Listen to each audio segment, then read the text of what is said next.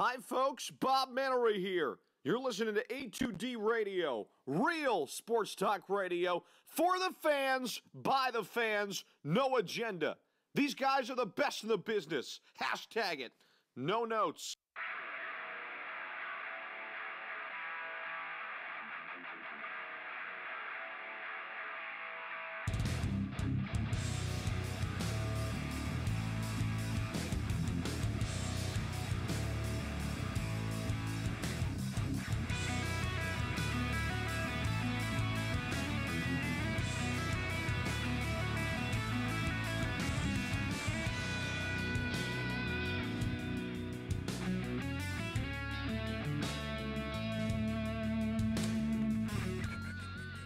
Let's talk about it, fam. Birds of a Feather, A2D Radio. We are live from the Real Talk Studios. And Birds of a Feather is brought to you by our doc, Make Him Yours, Dr. Paul Vidal, Specialized Physical Therapy, LLC. Find him on the web at specializedphysicaltherapy.com. Tom Arnone, Pete Evans, Charles Moranin, Jake Friel, Ryan Brodo on the ones and twos. No Chrome tonight. It's birthday week, month, year. It never ends for the Chromer. So, you know, Chuck's asked for, you know, if anybody could fill in, and next thing you know, every chair in the goddamn place is filled. Got some love. I love it. Some Eagles. Thank you again, guys. Pete, welcome back. Thanks again for joining us. Yes. And Jake, good to have you on for the first time. Yeah. Happy to be here. Happy to be here. Yeah. It's good to be here. Yeah, it's good to be here. Good. Happy birthday, Wesley. Yeah, happy birthday. Happy, you know, celebrating 6 months now of it. So later on in the show, as the boys always do, He's jinxing the Flyers right now, by the way. He jinxes everything he goes My to God. besides the Sixers. Man. No, he doesn't. He only jinxes the Flyers, it seems like. That's his he's like their kryptonite. Or no, not their kryptonite, whatever the opposite of that is. Well, no, kryptonite is Kryptonite. bad. Yeah, good. I thought it was bad. Yeah, but then you're on the right track. I'm sitting on a chair with too many like geeks like that. Where if I didn't get that right, I felt like automatically like, did I say that right? Yeah. I'm looking around like these guys got Marvel posters all over. Listen. Like it's probably above their bed when they go to bed. That's the first thing they say when they wake up in the morning. Great power comes great responsibility. Spider-Man. Yeah.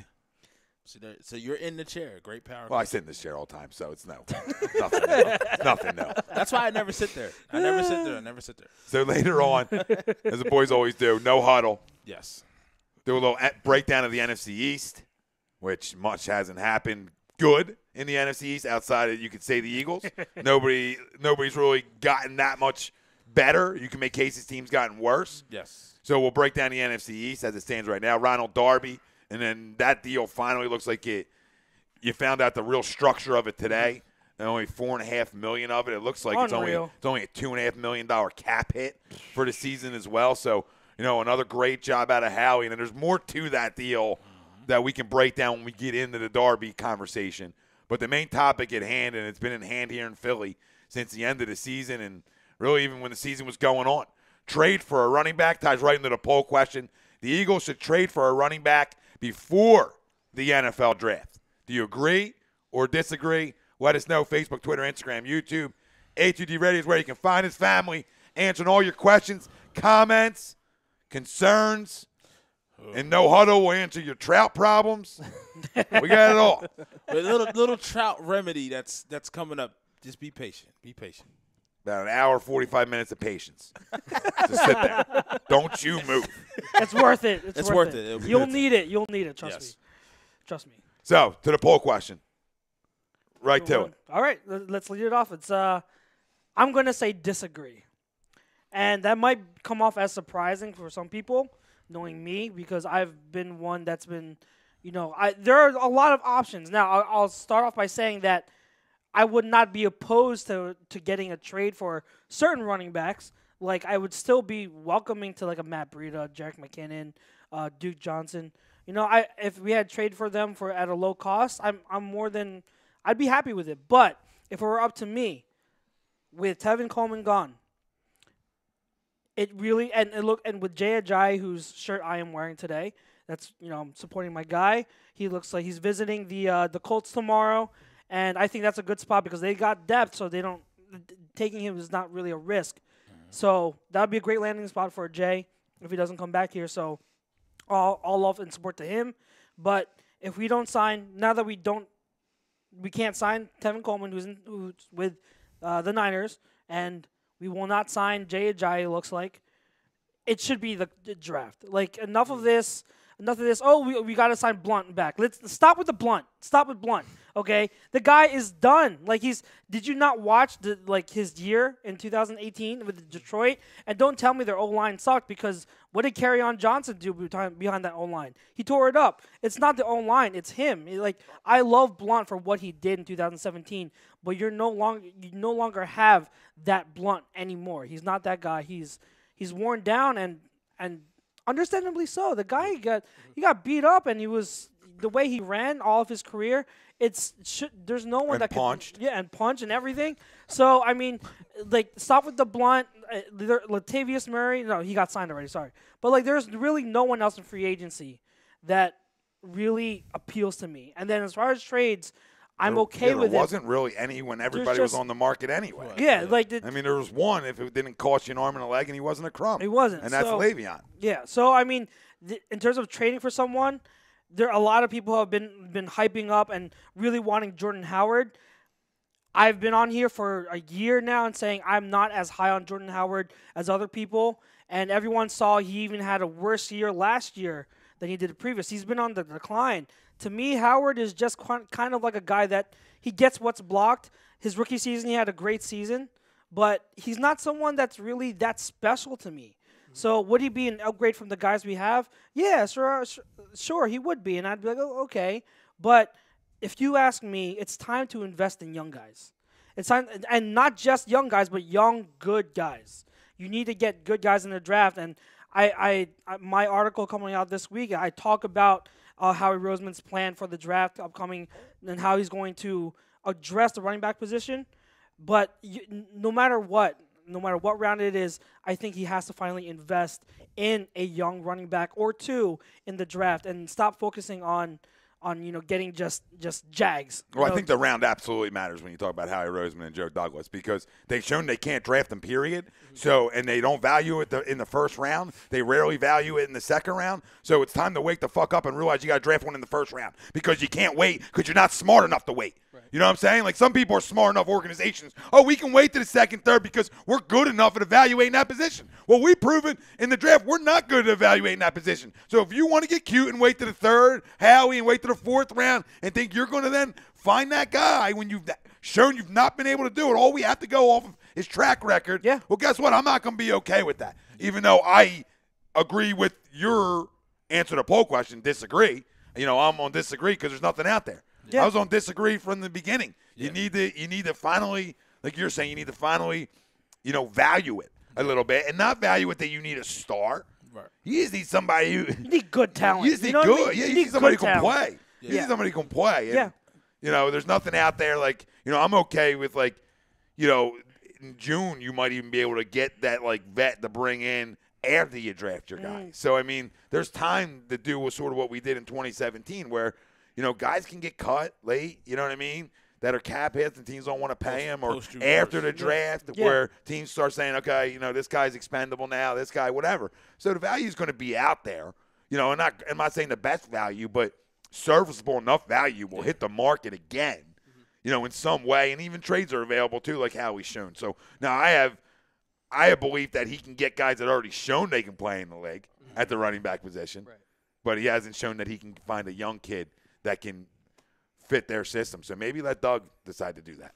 So for me, and just kind of echo off the same thing, we've seen for a while that they can't draft a running back in Howie. I don't know about Joe Douglas, but if this all, as we do, no notes here, and that shit is real. Just going on the top of my head, I can't remember Joe Douglas ever really drafting a running back early. I know he was in Chicago when he drafted Jordan Howard, but Jordan Howard came in the 4th or 5th round. Right. And it's kind of what I said on the Philly Sports Guys, and I'll just echo the same thing here. When you can't evaluate a position well and you can't find value in that, you have to choose from grade A. You have to choose from the top of the shelf. The top of the line, and that top of the line for me is Josh Jacobs or Darnell Henderson out of Memphis. So it's either one of those two guys, and you have to invest in them early because, well, what are they good at? They're good at finding offensive linemen.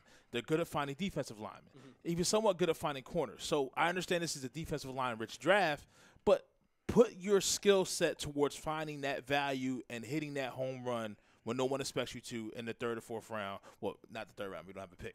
But maybe in the second pick in the 2nd round or in the 4th round to get that. When it comes to that running back, and I'm going to tell you, there's a real chance that Josh Jacobs will be there because the one team I'm afraid of in front of us is 22, and that's Baltimore.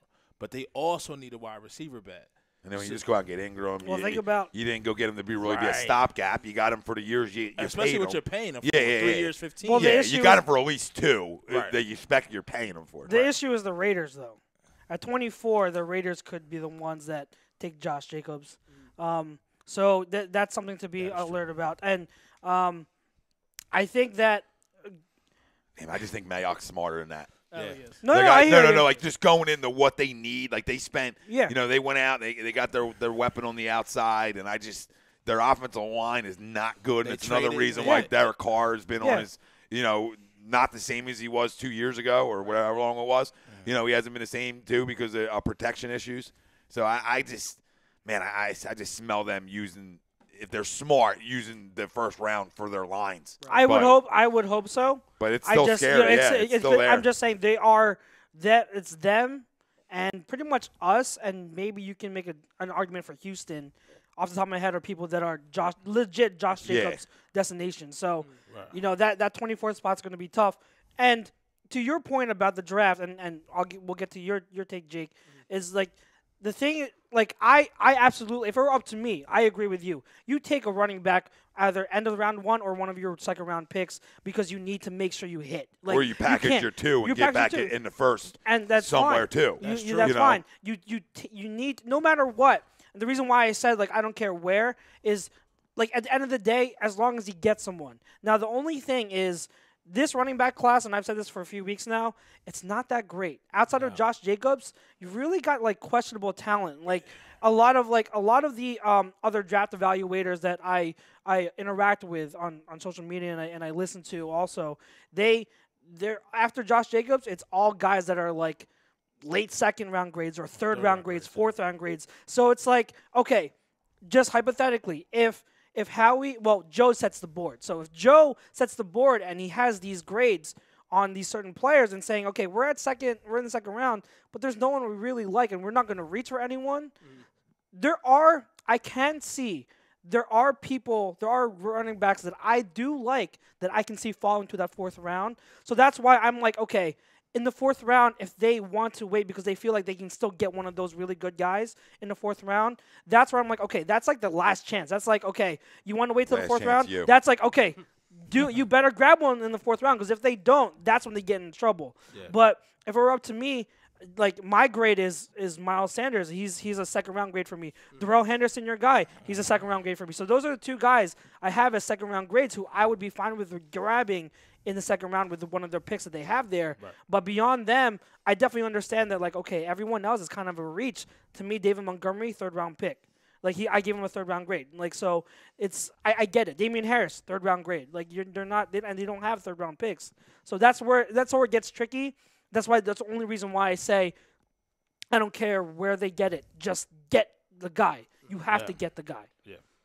Now, I kind of agree with all your points altogether, but at the same time, I can also see Howie doing a little bit of double dipping as far as, say, like you said, getting Miles Sanders in the 2nd round or possibly getting Josh Jacobs. Also go down to that 4th round. Bryce Love might still be there. I'm just saying. Yeah. You imagine this? Yeah. You imagine this, though? Jake, what do you start now? And now we still didn't even get him. You know what I mean? Now, now people are still emotional. Oh, he's not going to play. It's Sidney Jones all over again. He sucks. Yep. But no, it's a great name. No, yeah. It's a good name. Well, because we were talking about getting younger at the position at the same time. Yeah, so. It's a great pick. With the talent that he has and with how cheap he's going to be in the 4th round, I think it's a no-brainer. Yeah, it's a no-brainer. There's people already in the YouTube chat saying, I'd be pissed if they waited to the 4th round. And what we've shown you, I understand the NFL itself doesn't long-term have a value on running backs. Why? Because after their rookie deals, you tell me besides AP. They fall off. They fall off. Right. Yeah. But we have seen recently, and maybe this will get Howie and Joe to change their thought, we've started to see running backs with immediate impact go in the 1st round, go in the 2nd round, and go early. Something that's changed. Yeah. Because the pro game's a lot more similar to the college game now. And the blocking schemes and a lot of that stuff's a lot similar because a lot more guys are in the shotgun. There's a lot more spread. So a lot more one-set backfield. Right. So a lot of things are more similar to the college game where, when you come in, it's not as much for a running back to learn some of the things that it was so much harder for them to learn, let's say, 10 years ago. And I think it's a shift in philosophy, too, in that I think teams now are realizing the value of a running back. Like, people will still argue, like, oh, running backs don't matter. That's not true. Yeah. That's absolutely not true. Look at the impact that guys like People got to say it right. People got to say it right. Spending big-time money on a running back is stupid. Running backs still matter. They still matter, Now, I agree with more you. Like, I want more of the Kamara back. You know what I mean? I want more of that back. The versatile. Yeah, I don't want you can do everything. I don't want the guy that just. Thank you, God. I don't want that guy. Thank you, God. It's a different league. You got to score. It's up tempo. Teams are going to throw the ball 45 freaking times a game, and we definitely are. So I want a guy that does everything. Yeah, Swiss Army knife. Yeah, like a Darren Sproles, just a little bigger, but 10 years ago. That's the point that I made last week. Remember, Pete, I made the point last week where it's like people get on me when I say I want a dual threat guy. It's like, why would you want that? We need a power back. Having a dual threat guy doesn't mean the guy can't run. It means he can do both. Why wouldn't you want someone who can do a little bit of everything, impact the game on both the ground and in the air? And we know this organization does. Exactly. Like we know how they value the running back. They want a guy for as long as we can remember. Even Chip, you know what I mean? But, want a guy that can catch the ball in the backfield too. And a lot of NFL teams do that. Right. And that's why you see a lot more backs than ever before can do that. Yeah. Because now when you come into college, you're like, oh, you're a former wideout, but you're not a 4-3 guy. Right. And guys get moved to running back just because they feel like it's a better fit, but they can still catch well. Yeah. So you see a lot more of that. You know what I mean? So, that's where I look at it, that you get guys are way more athletes back there in terms of receiving than they ever were. Yeah. So, I mean, them slim pickings aren't as much in the draft like before. Yeah. Like before, you would have got a guy who could do both like 10 years ago. Yeah. Oh, that's a can't miss. Now it's a must. Yeah, like when I even a moose like Zeke. Yeah. A guy who would look like he couldn't catch the ball at the backfield does it great. Yeah, he does. Like when I do my evaluations for the running backs, like I've realized that I usually put more emphasis on a running back's third down ability in terms of receiving and pass blocking than a lot of people do now. Now, there are scouts and evaluators that do and that are like me, but there are still people that are in that mindset. They're like, oh, you need to be able to run first and foremost, and that's most important. No, like if you get someone who's a dual threat, like when do you run the ball? When do we run the ball, guys? In today's NFL, you run the ball to close games out. Yeah. That's when you have to run the ball. You throw to get leads. You run to close it. Shut the door down. I'll throw out a name that not many people probably know, but is someone who I absolutely think would be great in the third or fourth round, and that's Bruce Anderson out of Carson Wentz's North Dakota State. Oh, you talk about someone who is under the radar because he wasn't a combine invite, but who is a very tough runner who still has good agility. And you see his ability to catch the ball in the backfield. Yo, you watch some tape of North Dakota State. The guy is running wheel routes. He's running like angle routes out of the backfield, post routes. He's catching deep downfield. Like the guy has hands and he can run routes. Mm-hmm. So you just imagine you put him in our system, the stuff that he can do. Oh man, Don't forget your boy was a small town, a small school guy too. Yeah, going back and B West. Yeah. I was talking about B West. Nova's a Division D1 AA. So I mean, they're not. And I actually watched him play there when he played there in the Finneran Twins. Yeah. And the Finneran Twins, one Brian played for Finneran. Atlanta. Yep. I forget what the other one played Brian for. Finneran and they were. yep. I mean, imagine that Nova team. Yeah. Going back there, we're like, Right. you're Division D1 AA, and you got Brian Westbrook and 2 NFL wideouts. Yep. Stop it. Stop. But no, I mean, I think people like the LeVeon, like the LeVeon, like people put way too much. Like you don't want to give a guy, you don't want to give that kind of money out, even though he's only 26. Right. You still don't want to give all that kind of guaranteed money out. And I understand why we were in a panic, or not like a panic. It was a panic to get a guy like LeVeon because we can't trust the guys drafting it. They nail one, but I think it's going to change this year because I do too. One, I I do think, and I don't think many people think this, but I think Jay's coming back here. Oh, I think so. I just too. got a weird feeling he's coming back here, like for a 1-year deal. And I know people, like I understand bad knees. Right. It's a 1-year deal while still drafting a guy. That's all it is. It's not bring Jay back. We don't need one. He's the guy. It's just say, hey, we can give you 8 touches a game. Come back here. We won together. Contribute, one more year. You don't got to move anywhere right now. You got to move to Indianapolis. Nobody wants to live in Indianapolis. Okay, stay here. 1-year deal. We're gonna come close to that offer. And then when you see the Darby money, you're like, well, we can do this. You could go give him. You go give Jay the same money. Yeah. Go give him the same money. $4.5 million, $2.5 million cap hit. Call it a day. Yeah. I mean, but call it a day for 1 year. I don't because think you got the same incentives base. Yes, Right. it's a big contract. Yeah. I don't think Indy lets him leave though. That's my thing. I think there's a legit chance he'll sign there. I think that too. But if they do let him leave, I think it would be He'll come back. Yeah. Now, when I think about They weren't supposed to let Darby leave either. The Chiefs, yeah. Well, That was surprising. because he was supposed to meet. Darby was supposed to meet with the Chiefs and the Colts. Really, were they? I Yeah, didn't know he that. didn't even get. right. I he didn't even know get- that. I didn't know like, that. I think Howie, when Howie heard Colts in Yeah. the mix again, he said, "I'm done losing people in this Yeah, right. organization. We're jumping right in. We're jumping right in here. Come on back." And I think the same thing's going to happen with Jay. I'm not guaranteeing it. It's just a feel. Yeah, because there's nothing out there like we're talking no. about. So bring back familiarity because in this game. Veterans win and familiarity wins. Yeah. That's what wins. You got to have some chemistry at the NFL level, and you need vets. Like people are all up in arms about our all season. No, like veterans win, man. Yeah. Malik Jacksons of the world, Deshaun Jacksons, bringing them in what you have. That's what wins. Plus, not going. to teach the young guys. Yeah, what are you gonna think? 26-year-old wideouts that are stars grow on trees, like that teams let get out of their hands. Right. So the longer this goes on, though, you said veterans win. I mean, for the big boys out there. CJ's still out there. Do you bring him in? Nah, I don't.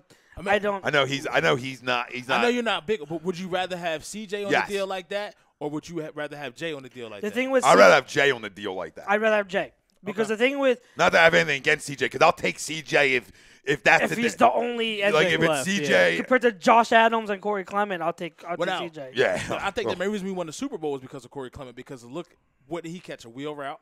He caught that deep seam. So when you talk about a dual threat and antiquated. Well, hold on. Don't finish, right? Don't finish. Two guys that could be put back in their roles. Corey Clement, huge Super Bowl. As a third guy. Nelson Aguilar in a slot, huge Super Bowl. 9 catches. Put them the back other in guy their damn roles. Yeah. You put them back in their roles. You already Right. did with one. Yeah. Put the other one back in their roles. Yeah. Cool. So I mean, it's a need, but is it we need that, like that dual threat as well? But we would generally run first down, second down, and then the third down is that. I think more importantly, what Howie's looking at is the pass. The pass pro has to be there because we haven't drafted a running back that has been good at pass pro at all. And every time that there's one on the board, we go in a different direction. Yeah. And I think the free agency, what we had so far, just lends itself for the Eagles to be very, very flexible at multiple positions at 25 and really let the board come to them. Yeah, absolutely. They've set themselves up nicely where now they're not trapped with one major hole. Now they can be someone just posted in a group with the 25th overall pick the Eagles will select, and my answer was they will select the best offensive tackle / interior defensive lineman / edge / running back available because they've set themselves up where they're not in too much of a major need at any of those positions anymore. Now they have flexibility to be like, okay, who's best here? Who's the best player here? Right. Now, obviously, they're not going to take a tight end or quarterback. Right. Probably not a corner. No, I don't Like- Yeah, I got a good name for you guys. Yeah, go ahead. Keith Engberg says, let's get Ricky Williams out of retirement. At least he may need the weed money. So, I'm in, Keith. He can still probably run for $1,000. Right, behind this offensive with all the line. yogi he does, God. Oh yeah. and all the buddy smokes. Probably new. Talk about sound, Limber. body, and mind. Limber. Sound, body, and And he does yoga and everything. yoga. Man, he probably rushed for Incredible. 1,600. You'd be a good duo. Yeah. A complimentary piece. Body's fresh. I bet the fans that were screaming at McNabb would be finally happy. Wait, the- did for the Perfect draft. sign with the Raiders? I was just going to bring that up. Yeah, he just signed a 1-year deal with the With Raiders. the Raiders, gotcha. Oh, he's such a scumbag. AB was okay with that, though, right? Yeah, that's Everybody didn't I want didn't him. want Everybody, any- oh, my like God. football players, a guy. Or you don't bring football players home for Christmas dinner to meet mommy and daddy. Okay, No. I'm so sick of it. He's such a big guy. If he took out Zeke's head like that, or anybody on the Cowboys we'd be playing going here, nuts. Yeah, I agree. the guy will never buy a drink in the city ever again. Nope. We contradict everything Yep. that we are. Like, we're scumbags. Right. Like, we watch games, and if you don't watch a game, then just go. If you don't watch a game like this, go watch tennis, okay? Because everybody out Watch there, tennis. all right, is saying, take his hat off. Yeah. Lay him out. Yeah. Let's go. Yeah. Set a tone. Tell me you're not doing that. Right. And when a big hit happens, tell me you're not like, let's go. But it's not all right? just. Come Tom, on. Tom, it's not just the big hits with Perfect because he's a great player. Well, not anymore. Yeah, but he's not an off the a good field player. issue is my point. Like, Right, he's he's a not a team guy, guy. He's not a guy who gets a ton of trouble at the field. Like, he became a scumbag because of his hit on AB. Right? And then that's It wasn't all. just. It's not always just the hits. It's everything that comes after the hits too. But then he also- does like he goes for knees. Yeah. He goes like he's dirty. Yo, dirty, yeah. He is dirty. But you love Dirty when Dirty's on your team. Yes. When Dirty's taking out ACLs on other teams, But when you it's, fall in love with when it's- Dirty. when it's also getting you constant 15-yard penalties and constant suspensions, no, I don't love that. There's a line. Like I don't. I did not want Perfect, and I'm glad he's. There's a he's line on in here. 2019. Now, I would- But there's listen.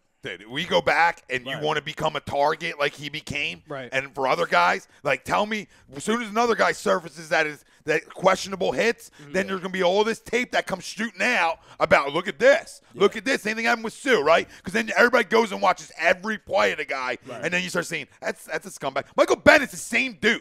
Right. Michael Bennett's essentially the same exact dude, and we were like, that's not a flag. Well, yeah, it is. In today's NFL, it is. So Well, I mean, his sack and late hit, low hit on Kirk Cousins. that was not- weak. That It was weak. But you know what I'm was saying? No, like a lot of guys are like that. I'm not saying it's okay, but a lot of guys are like that. We would end up loving. This fan base because I they all get lie what to you're saying, themselves. but I think Perfect is one of the examples where it just goes too far. He just goes too far for my taste. So- I love the physicality. He's a good player, a really Right. good player. But there have been many instances where I'm like, yeah, that's too much. And sometimes the That's release too wakes much. that up too, though. Right. Yeah. You know, calms that down a little bit. Now going to the Raiders, it's not calming it down at all. It's Yeah. gonna get worse. It's gonna get worse. You can already see sometime in practice, some training camp in Oakland. True. AB and Perfect fight. It's going to happen. Oh, Oh, of yeah. course. It should happen first practice. Well, just so that they can initial get it out the meeting way. too. That's just going to be Yeah, awkward. yeah, yeah. That initial meeting. As soon as they walk on the practice field, it'll be like that Spider-Man meme. Yeah. Yeah. You know what Karun should do? Just put him in a room over there, lock the door, say you guys got 5 minutes. I'll be back. But it makes Call it a day. Now it makes perfect sense. If I'm not mistaken, didn't Gunther go over to DC? Go over to be Oakland's DC. He was the DC. Paul assistant. Gunther? Paul Gunther. If I'm not I'll mistaken. double check So that. that makes sense. But I'll give you another Interesting, name that's still out there. He got cut by Washington, and that's Zach Brown because we do need. Zach I do Brown, like Zach yeah. Brown a lot. I like Zach Brown. He's a younger kid. I like friend Zach brought him Brown up. a lot. My friend brought him up. Yeah, I was Yeah. like, I wouldn't mind Zach Brown. Absolutely hits you underachieved, so- hits you in the mouth. Yeah. He's another hit you in the mouth guy. I like Zach Brown. I always have a little bit. Why did Anthony A's comment disappear? I don't know. That was but- a good one. Yeah, I don't like. Some things are going out of order. Dion says, "What up, my brother?" He What says, up, "Guys, Dion? do you think Houston would trade their running back Lamar Miller? They probably would, but I don't want him. I don't want Not Lamar. He's for that much always money, hurt. Yeah, and he's owed still money. He's not as good as He could fantasy be. people. Fantasy football players overrate Lamar Miller because he gets stats, but when you actually watch him, he's not as good as No, his he's stats okay. put up. He's better than what we have, but my issue isn't like ability. My issue is availability. Right. You know, because now he's been banged up a ton in his career, and I don't expect it to get any better as he gets older. But if you think about a team, to go back to the poll question, like what teams are deep that have a running back to spare to even trade? San Francisco.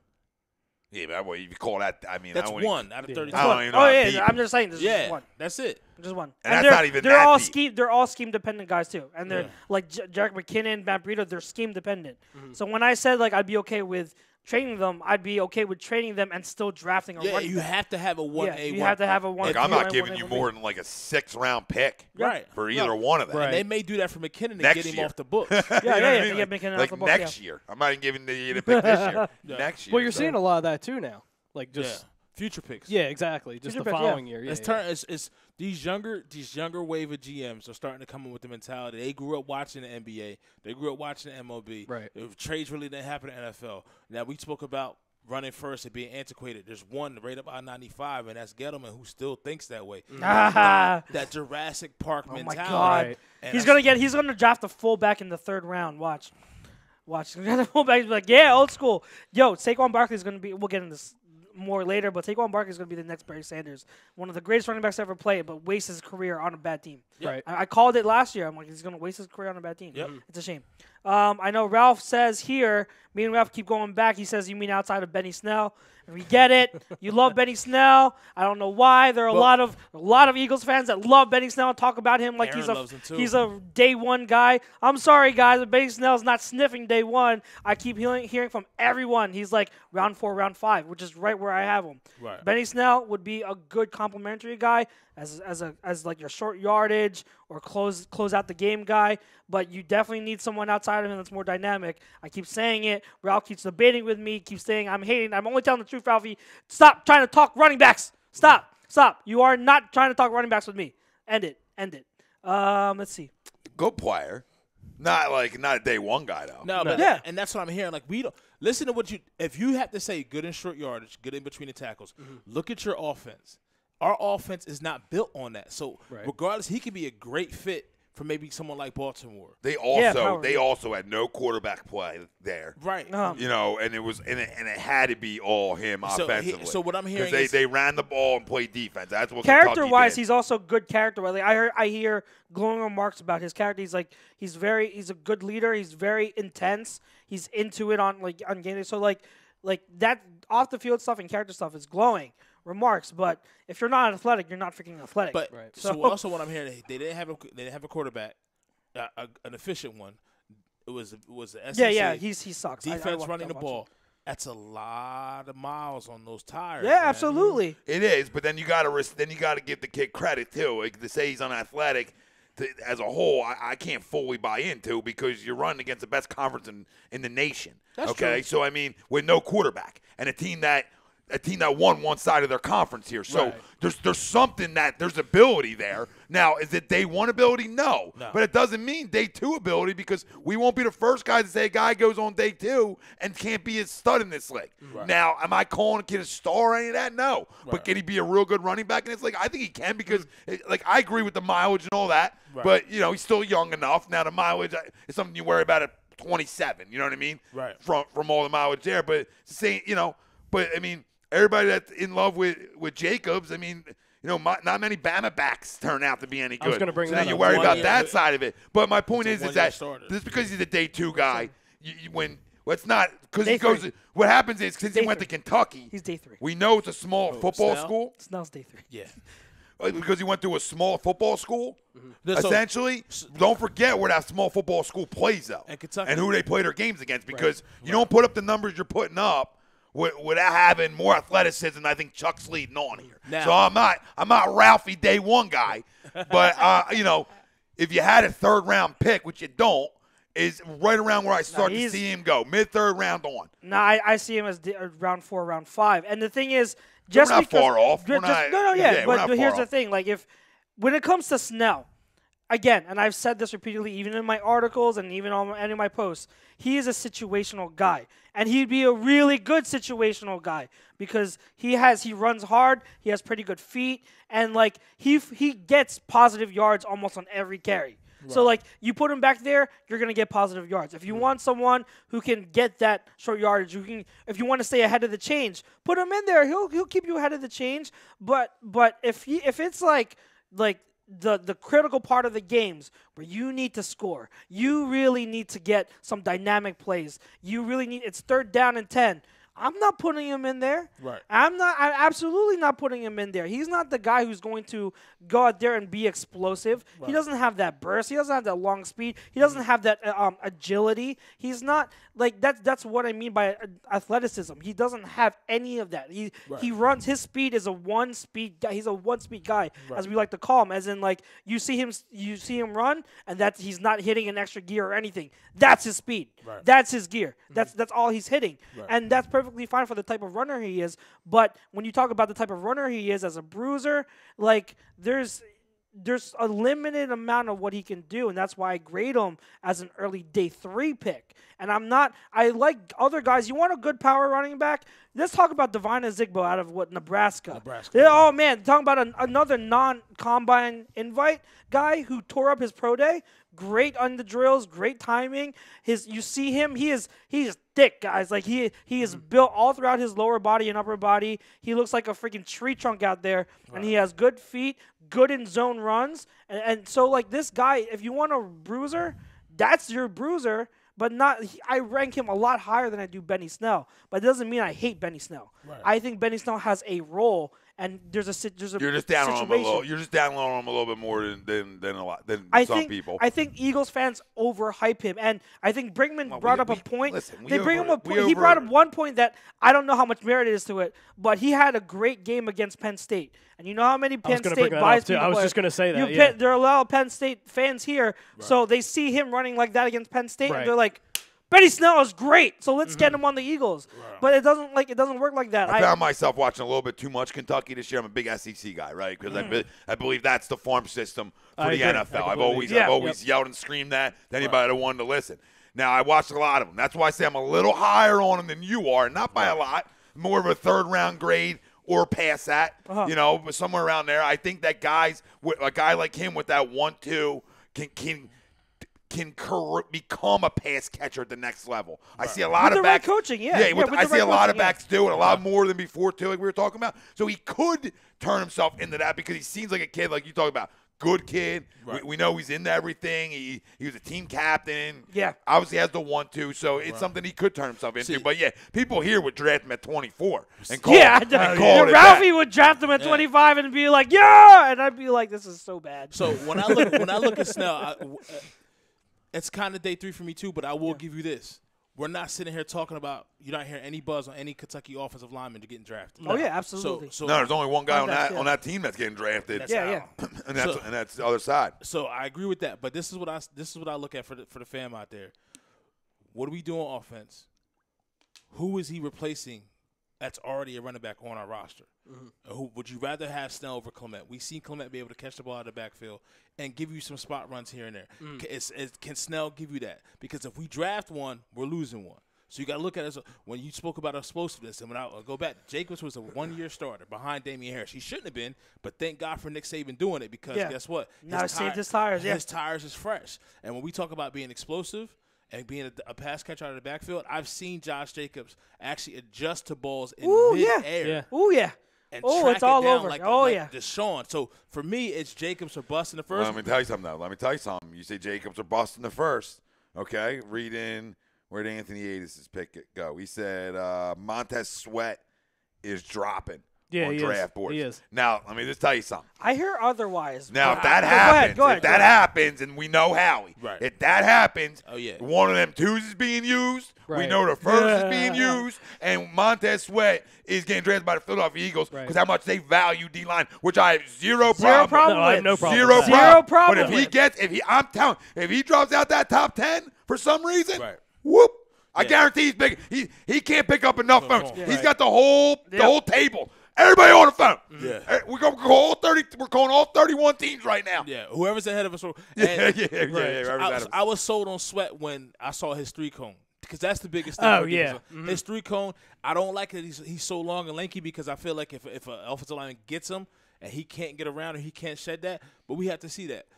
But that's the value, though. So that's why we at this point now, we're free agents, when they re-signed Brandon Graham, Malik Jackson. They really addressed pretty much both sides of the ball on the offensive line.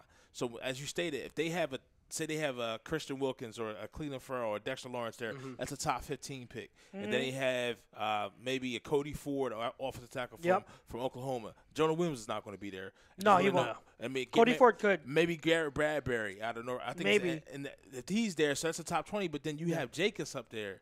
So I mean, because we're looking at value and not so much need, but could it be? It's not just need; it's talent too, right? I mean, I think we got to get away from it's a need, but we're not as long as we don't like what you're saying. As long as you don't put Benny Snell at some of these guys that we do love, that I do like Benny. I do like Benny, but I'm saying as long as you don't put some of these guys as first round grades and realize what backs are first round guys, and then you realize Jacobs' athletic ability. I don't care what he ran. I don't care what he ran. I'm glad he ran a 4.6 and a 4.7 or whatever it is, because that's going to drop him. That guarantees he's not going top 10, and that guarantees he's probably not going top 15. So it guarantees now that you're in that mix. If you want to say, you know what, we're not letting it happen. We're getting up to 18 hypothetically, and we're drafting him. We're calling. I laugh at people who are already overreacting to his 4.6. 40 times. It's so funny because he just had the injury, just coming off of it, and the most overrated, the whole combine is still overrated. I love that you say that because I love that you say that because of the family. You would be the combine guy because you're the big tape guy. So you would be the combine guy. So when a guy that's more I don't want to use analytical, but for a guy more analytical than some, he would be the combine guy. So him telling you that it means shit brings more weight than us sitting here when I hated it forever. Since Mike Mamula ruined the combine for me. People never watch another one. They see these combine also again, DK Metcalf. They see him oh my God, he is a top 3 guy. Dude was a guy at Old Miss. Dude was just a dude. Dude was just a dude. He is a very good prospect, but calm down. Let's take everything into context. And what do I always say? You watch the tape. Watch the tape. The combine and pro day results, all they are tools to say, do they back up what the tape tells you? If they don't, you go back to the tape. You watch the tape again and say, okay, why didn't they run like that? So with Jacobs running the 4.6 whatever, it doesn't matter to me because I know on tape, for running backs, the 40 is one of the most overrated, if not the most overrated 10-yard split. The 10-yard split. 10-yard split and the broad jumps are what matter more. So I'm more concerned about his 10-yard split. However, even if it was still only average or below average, it doesn't matter. You know who else had a below average 40 time and combine? Kareem Hunt. How did he turn out? There's so many examples of guys who just don't run good combines. I stand by that too. Davin Cook. Davin Cook did not have a good combine. Look at his numbers; they weren't that great. How good was he in his first year before he got hurt? The fastest touchdown, the fastest clock miles per hour touchdown. Exactly. Davin Cook. Okay, yeah. So I love. If you ask me for backs, I know he's the back guy, but I haven't missed a back or a cornerback in maybe 20 years. And that's another one. Dalvin Cook. You just got to watch him at FSU. People are worried about how much wear and tear. I was another guy who was worried about wear and tear. That's a 4-year starter. That's a guy who had a lot of carries there. But every time you turn the game on, Dalvin Cook carried that offense. So that's some of the things that I look at too. And what I look at Benny, not as high though, because I felt Dalvin did some more things that I didn't see Benny do. Yeah, but I compare them to in terms of they really had to carry their team because their quarterbacks were just guys. But Benny doesn't catch a ball out of the backfield as well as Dalvin did. There's a lot of things Dalvin did better. Absolutely. Than Benny. He's bigger to me. He's bigger, and I think he's actually stronger. So, I know Snell's more of a power guy, but Dalvin was always a run hard guy. Run hard and with speed. So when we look at putting up points on the board is the most important thing. And then we've seen when Peterson has it, he appreciates the long drives, but that's 4 quarters. For the first 3 quarters, he's trying to score as fast as possible. Now with Deshaun back, when you're looking at the running back position, you want somebody that can be that home run hitter. And you're going to see a lighter box. And for that, there's 2 guys that fit that bill. And that's one is Josh Jacobs. We can sit here and talk about him to the cows come home. Yeah, love to. The second one is what we said. Darrell Henderson out of Memphis. You talk about Ooh, a kid. burst. I like him a lot too. How about explosion? Who's that again? Wow. Darrell Henderson out Darrell of Memphis. Henderson. Conference USA. Memphis, yeah. Yeah. What round you got him? I have him as like a late second. Okay. Late second guy. maybe Then the good second spot pick. then, because we Yeah. have 2. Yeah. So And he'd be a good scheme fit because he's someone who you need someone who can run out the outside zone plays now. When Ajayi went down, our outside zone runs went out the playbook. It's like no one can run them, so we're just not using them. We went strictly to gap schemes. Now you're talking about someone Henderson. Yeah. You take those outside zone runs. He could take any of them to the house. He is so explosive, and he shows flashes of being a good receiver. Yeah. He's got issues sometimes with a high stance. He sometimes doesn't plant his leg. Like I want to see him bend his waist lower, bend his knees. He needs to get lower so he can plant his foot better, make sharper cuts. Because a lot of times he'll try to get from gap to gap, and because he runs so high, he's stumbling. He's running into linemen, so it's a little sloppy when he makes his cuts. He needs to learn how to lower himself so he can make better cuts, get more connected to the ground, and then be from boom, boom, boom. That's the thing. That's his flaw when it comes to Henderson, but I still give him late second because he's someone who can fit this scheme so well. This team is oh my goodness. They were just up by 8. Yeah. I'm trying to put it out my I can't see the score because I can't see the score either. It's 82 even, yeah. Oh, 82 dear even. Lord. So Gary Flux says Barkley's combine just showed what he showed on the field. Combine is overrated more for TV. Yes. Yep. Yeah, of course, absolutely. it's an underwear show, pretty It's much. an underwear show. I mean, like That's the if same a thing Vinny said. group of middle-aged mothers and soccer moms want to get together with their wine and some cheesy Yes. crackers and watch the combine, I'll that's just the watch thing. the combine. So I ask you a question, and Jake, if Bryce Love was healthy, no ACL, where is he in this draft? I would think you have to at least put him in the conversation late first, if not early second. Do you think that high? I would think so, yeah. Just based on the ability that he has, I would definitely put him like right around. You gotta look at 2 things. You gotta look at not only his ability, but you gotta look at the guy that was drafted before him too, because teams do this all the time. Yeah. They love to do this and go back to schools. Right. McCaffrey, already showed he can play at this level. So there was nothing about the Pac-12 that worries you about the competition out there with him. So is Bryce Love showing you a lot of the same things when he was healthy? Yeah, not the not the big play, Right, yeah. 90 like McCaffrey can, but a lot of the same things, explosive plays, catch a ball in the backfield. Yeah, I think he's I think he would have been a late first guy. If he was No completely question. healthy, yeah. Yup, I smart think so. kid, good kid, Stanford kid. It just jumps you up the board because you're going to interview great to these jabrones in suits. Yeah. You know what I mean? So everything you do is going to be perfect. And, Right. Yeah, but I agree. I mean, maybe second, early second Yeah, at at the worst. At worst, yeah. I see him. I would, if he was healthy, I would have seen him as a day 2 guy, bona fide day 2 guy. I don't think he goes as high as round 1 because his smaller frame. Now, I'm someone for context, so you don't get on me. I'm someone who didn't believe Christian McCaffrey should have been that high. Okay. So that's why I'm adding that context is.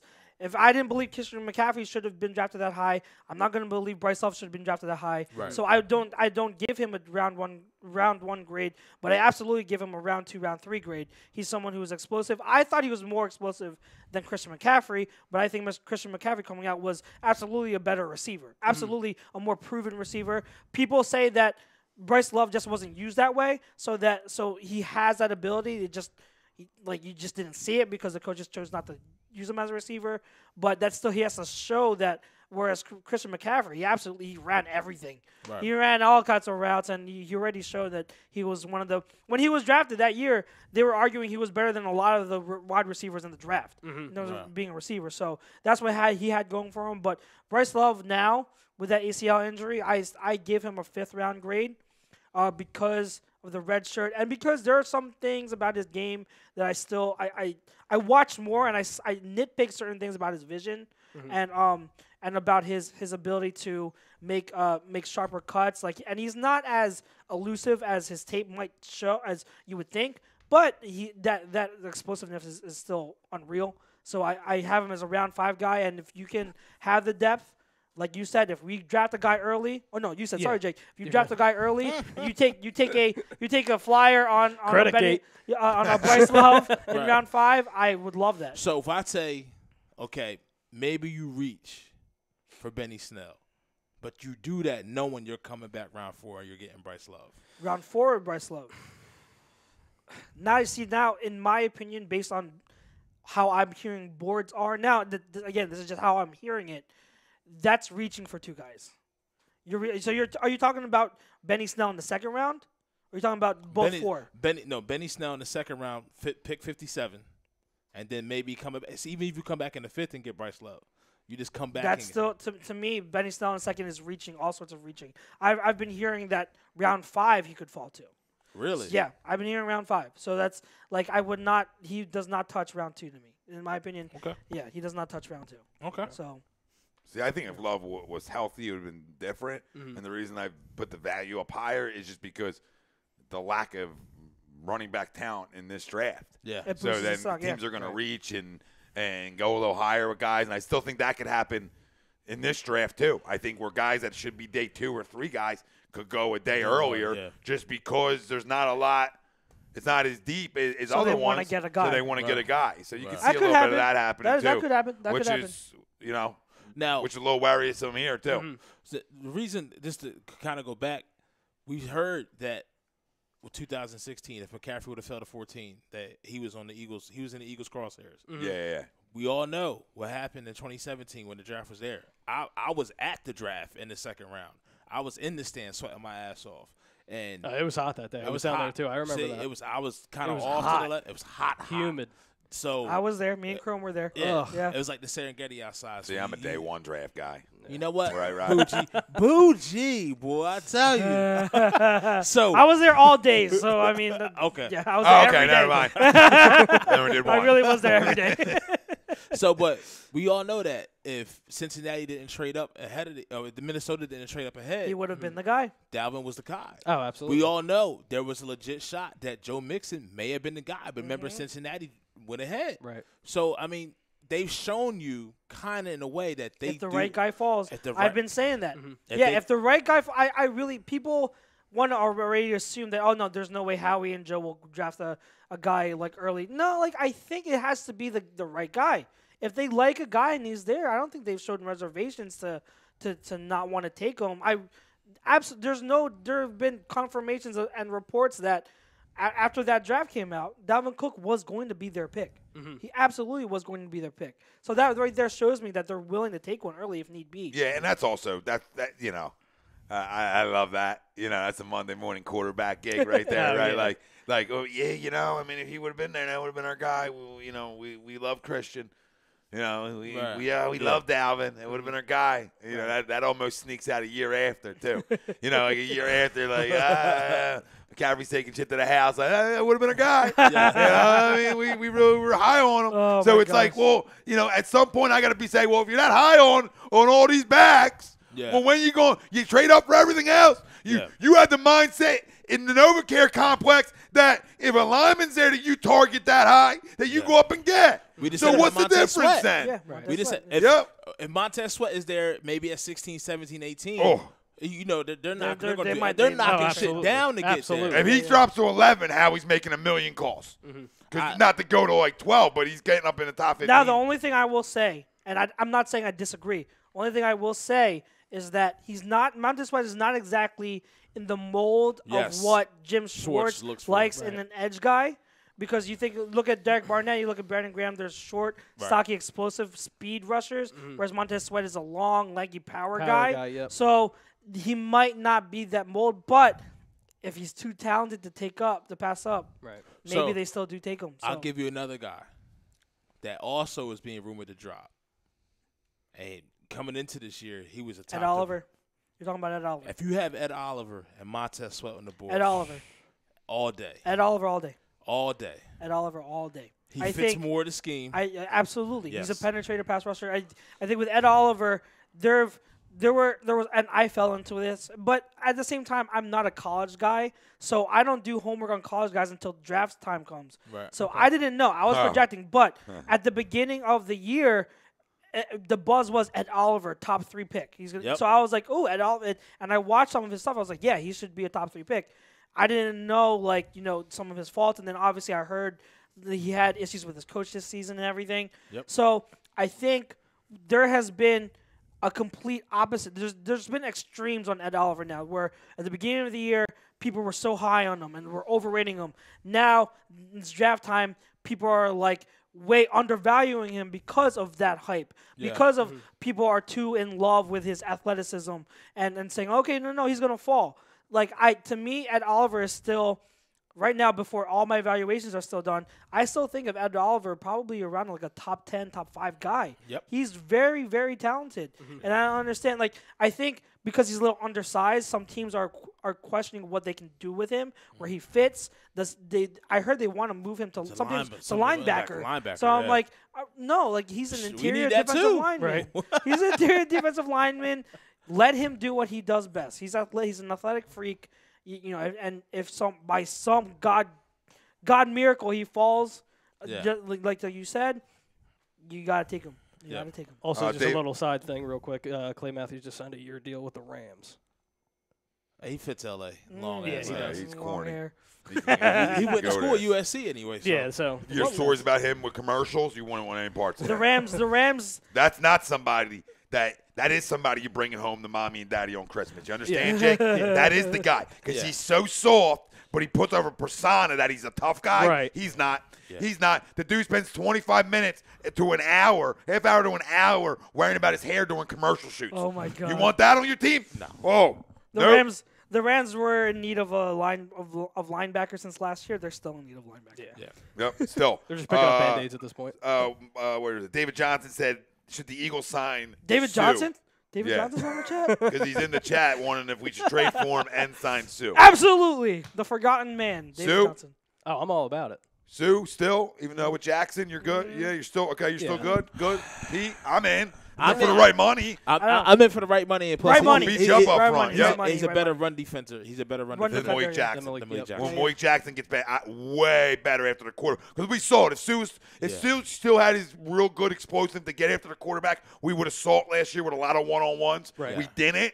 Okay, but we still stopped the run real well. Yeah. So I'm still in on that. And he came on really well in the playoffs. I thought he did. Late in the year, he started playing out of his mind. Well, when you have Aaron Donald next to you, there's a lot of players you can take off because he's yeah, but I thought he was going to do a lot better, to be honest. But me too. I thought he was going to do much better. And I think that's why he took the year deal, Jake, because you're thinking listen. I mean, if he played up to the level we thought he was going to play, they would have won a Super Bowl. They would have. Well, yeah, they would have won a Super Bowl, and what do you call it?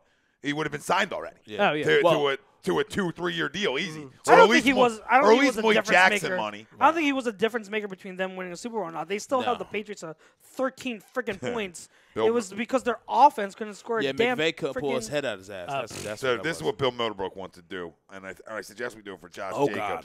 or we can do it for Sweat, either or. But he wants to release, hack in, drop a video like a Tunsil video.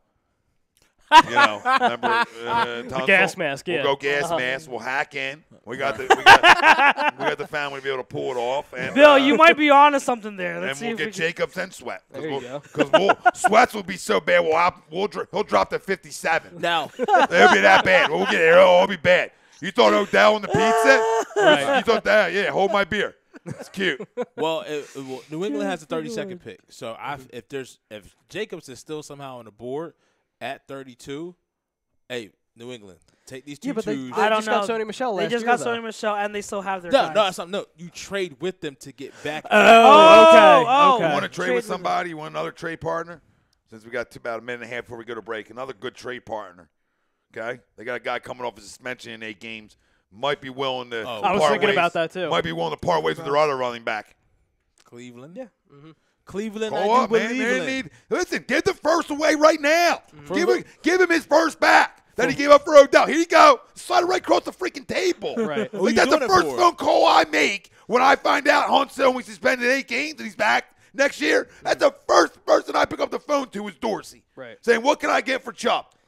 I like Michelle better, but I'll take Chubb in a heartbeat, and I'll give him a first because I know he can play. Right. Now, I know he can play at this level. There's no debate that anymore. You know, last year it's all crapshoot with the draft.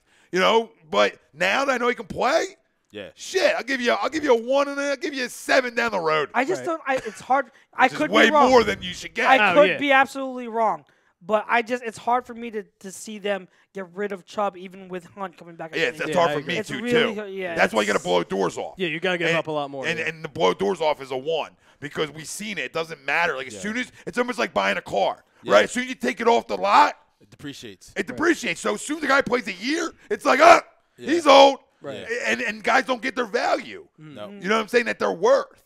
You know, we saw it with a lot of trades. We see with trades all the time. Yeah. So if you offer 24, I don't think Dorsey can hang up the phone on This is you. why you should have just fucking signed Kareem Hunt anyway. Oh, I said it too. Oh, and I I don't crushed get him. into that. Listen, I crushed him. I don't support any of it. Nope. But the NFL is okay with it. You understand? Right. Yeah. This is what I was telling people. I don't support it. I got blocked by Facebook for bullying for calling Kareem Hunt an animal and know how to be a man, right? Be a man. That's it. I crushed them for it. But the NFL don't give a rat's ass. They'd rather suspend you indefinitely for smoking goddamn marijuana than hitting women. Hitting women unless you're Ray Rice and you cold clock like Floyd Mayweather, okay? Then it's okay. Then it's all right. You can put guns on beds like Greg goddamn Hardy, Floyd Mayweather right? And it's okay. Everything's okay. Floyd can cold clock people? No, he cold clocks his own wife too. That's not a lie either. He's another scumbag. But my point is, the NFL's okay with this nonsense and this garbage. Oh, that's ass backwards. So guess what? If you're okay with it, I know somebody's going to take a chance. Why not us? Yeah. Right. That's all. Ray Rice, a.k.a. Ball Rock. From a guy who knows him and Doug Peterson too. Yeah. So maybe that Doug didn't like it. But my point is, Dorsey knew him as well. Yeah. Right. Yeah. So Dorsey was willing to take the shot. Yep. He lied to Andy Reid. I don't think that sat well with Doug. That was one of my arguments. You miss 100% of the shots you don't take, baby. Right. Yeah. You know what I mean? It has nothing to do with the Sixers. And we still have a need. Like some may say a gaping need at that point. Yeah. Gaping. Yeah. I'm tired of talking running back. You know what I mean? Like, this is a team ready to go win right now. Right now. Every move you made this offseason is to win right in this moment. Absolutely. Every move. There's not a move you made that was to get younger or rebuild. Right. You're in the moment. Absolutely. You're in your run, and they're acting like it, and you don't bring Peters back for $10 million if you're not trying to win this year. So you need to act like it, Howie. I'm not saying you're not valuing it inside there. I'm not saying it.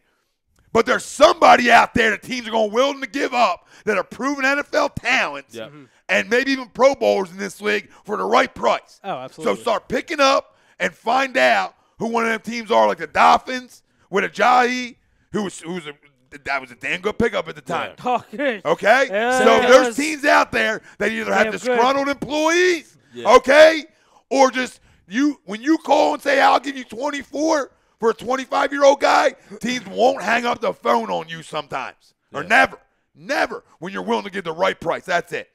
Yeah. Other side, continue Eagles talk, right? Darby. We got to talk Darby. We corners, man. Shit, we didn't even get into there Darby. yet. We'll get there. Yeah, We'll get there. So the next hour, we dedicate the cornerback position. Corner and the division. surplus. Not even corner and the division, just the cornerback position. Then the next hour after that, we'll dedicate.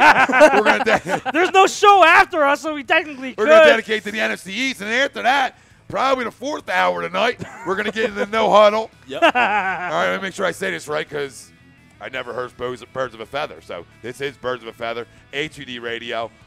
This segment was brought to you by our doc, Make Him Yours, Dr. Paul Vidal, Specialized Physical Therapy. Find him on the web, specializedphysicaltherapy.com. We'll see you on the other side, everybody. Facebook, Twitter, Instagram. Head over to YouTube for the second half.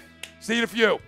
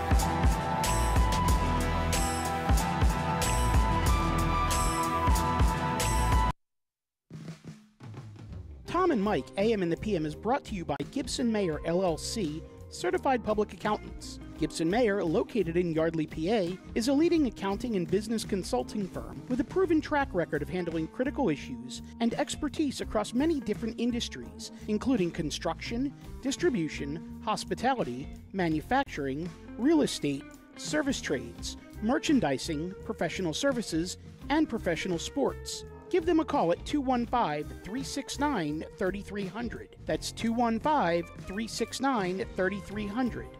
215-369-3300. Your initial consultation is always free, and if you tell them that Mike from Tom and Mike AM and the PM sent you, you'll receive 15% off all income tax services completed by February 15th.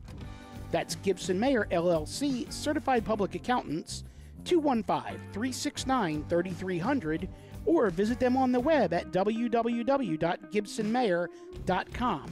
That's www.gibsonmayer.com.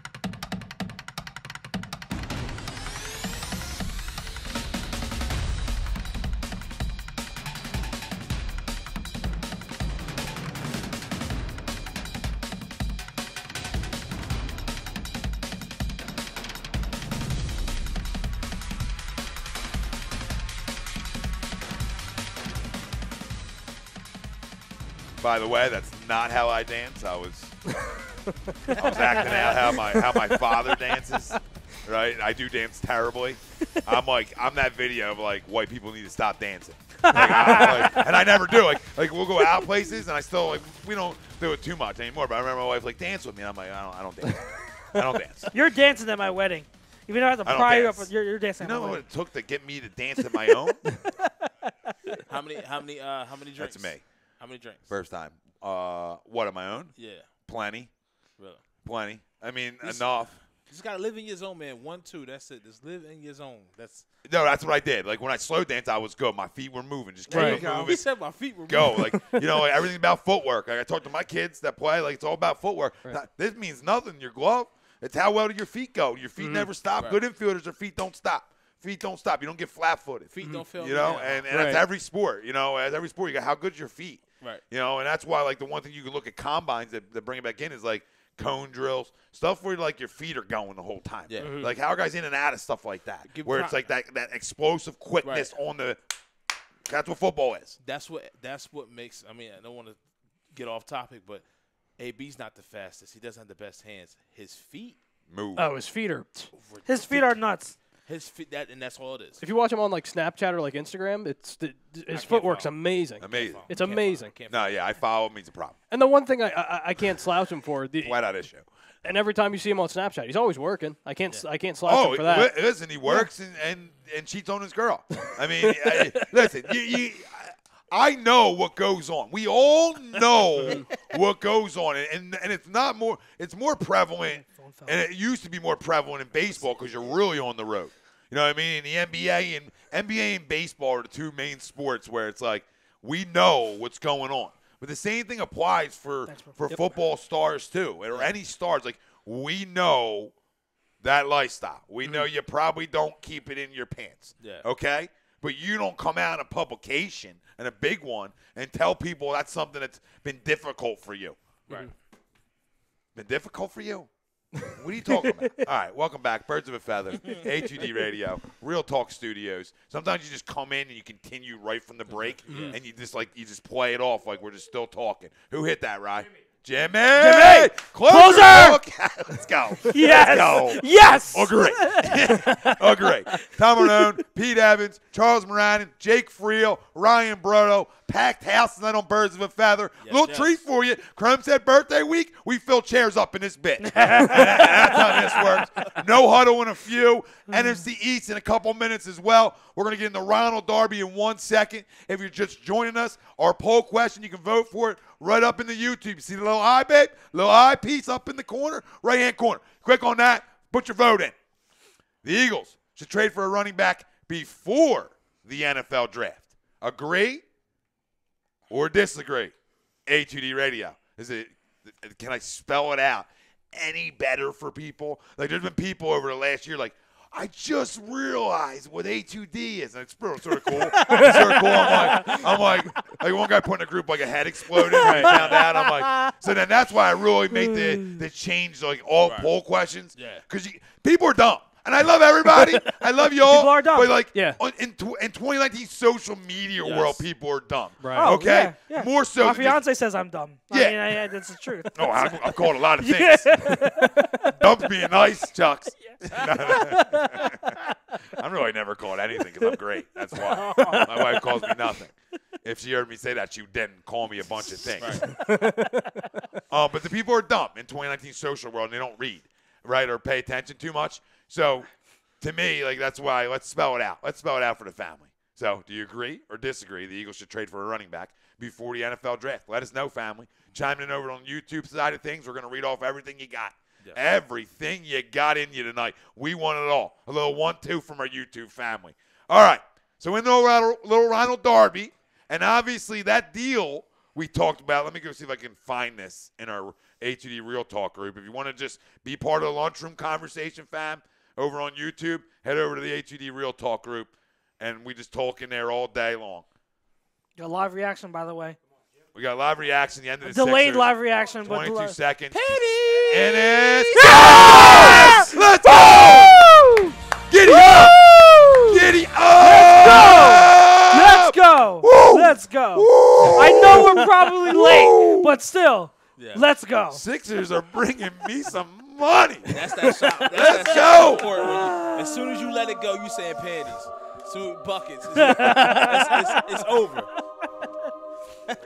I just want to thank every interview.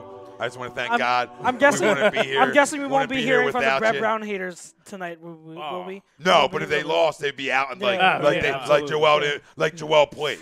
It is so dumb. Like I expect every game to be a dogfight without Embiid. Right. Right? Like we have real good players without him, but not like that's how good he is. He's good on both sides of the floor. Both sides of the floor, yeah. The defensive side is where we really Lack without take him. the lit. Yeah, that's when Portland comes in and out, rebounds you Yeah. by offensively just plus 18. That's what happens then. Yeah. And Portland shouldn't be out rebounding anybody plus 18. And that's the kind of things that happen without Joel. Now we just need the Flyers to tie it up. Yeah, just get a comeback. Does anybody have that from the group, the Darby, that I posted in there? Yeah, here I can bring it up. Just Because for whatever reason, things just get lost in there. Unless somebody let me scroll back and see if somebody Here it is. liked it. I have it in a text. So Ronald Darby's new deal is a 1 year, $6.5 million. 4.5 of it is fully guaranteed, which is 3.5 a signing bonus and $1 million in salary. Additional $2 million in form of per game roster bonuses. Okay. He can earn an additional $2 million through other incentives tied to playing time and performance. Max value is 8.5. Also added 4 dummy years of 2020, 2021, 22, and 23. They're void if he's on the roster 23rd day prior to the start of the 2020 league year to spread the cap hit.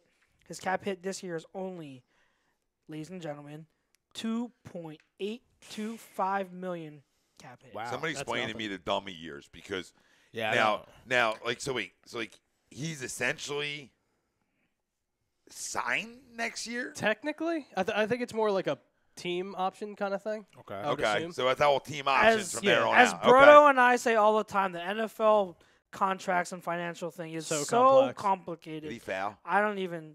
I think he did. Yeah, he did. It looks like he got hit in the face. Maybe.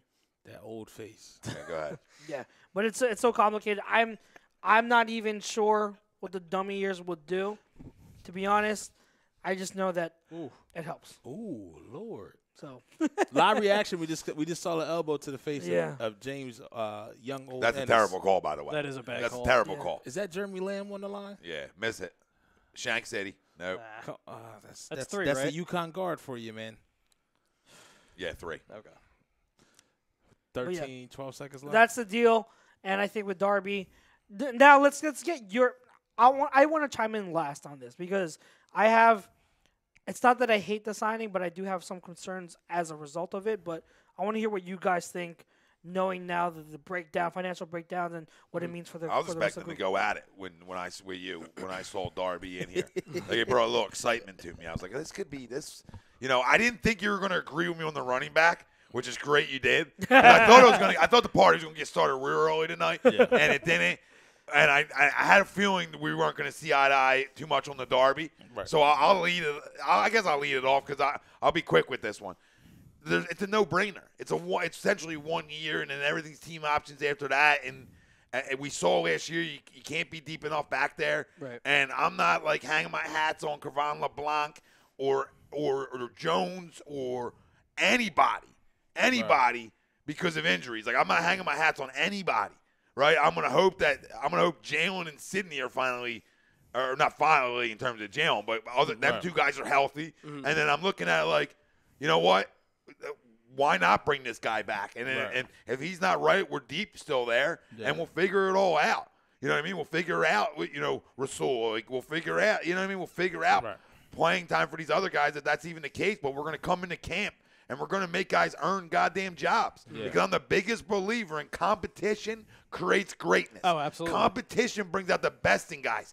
And so I can't, when I already know what happened to me last year at that position, I'm not going to let it happen to me again. Okay. I'm not. And I think that's what he's saying, is I'm not going to let it happen to me again.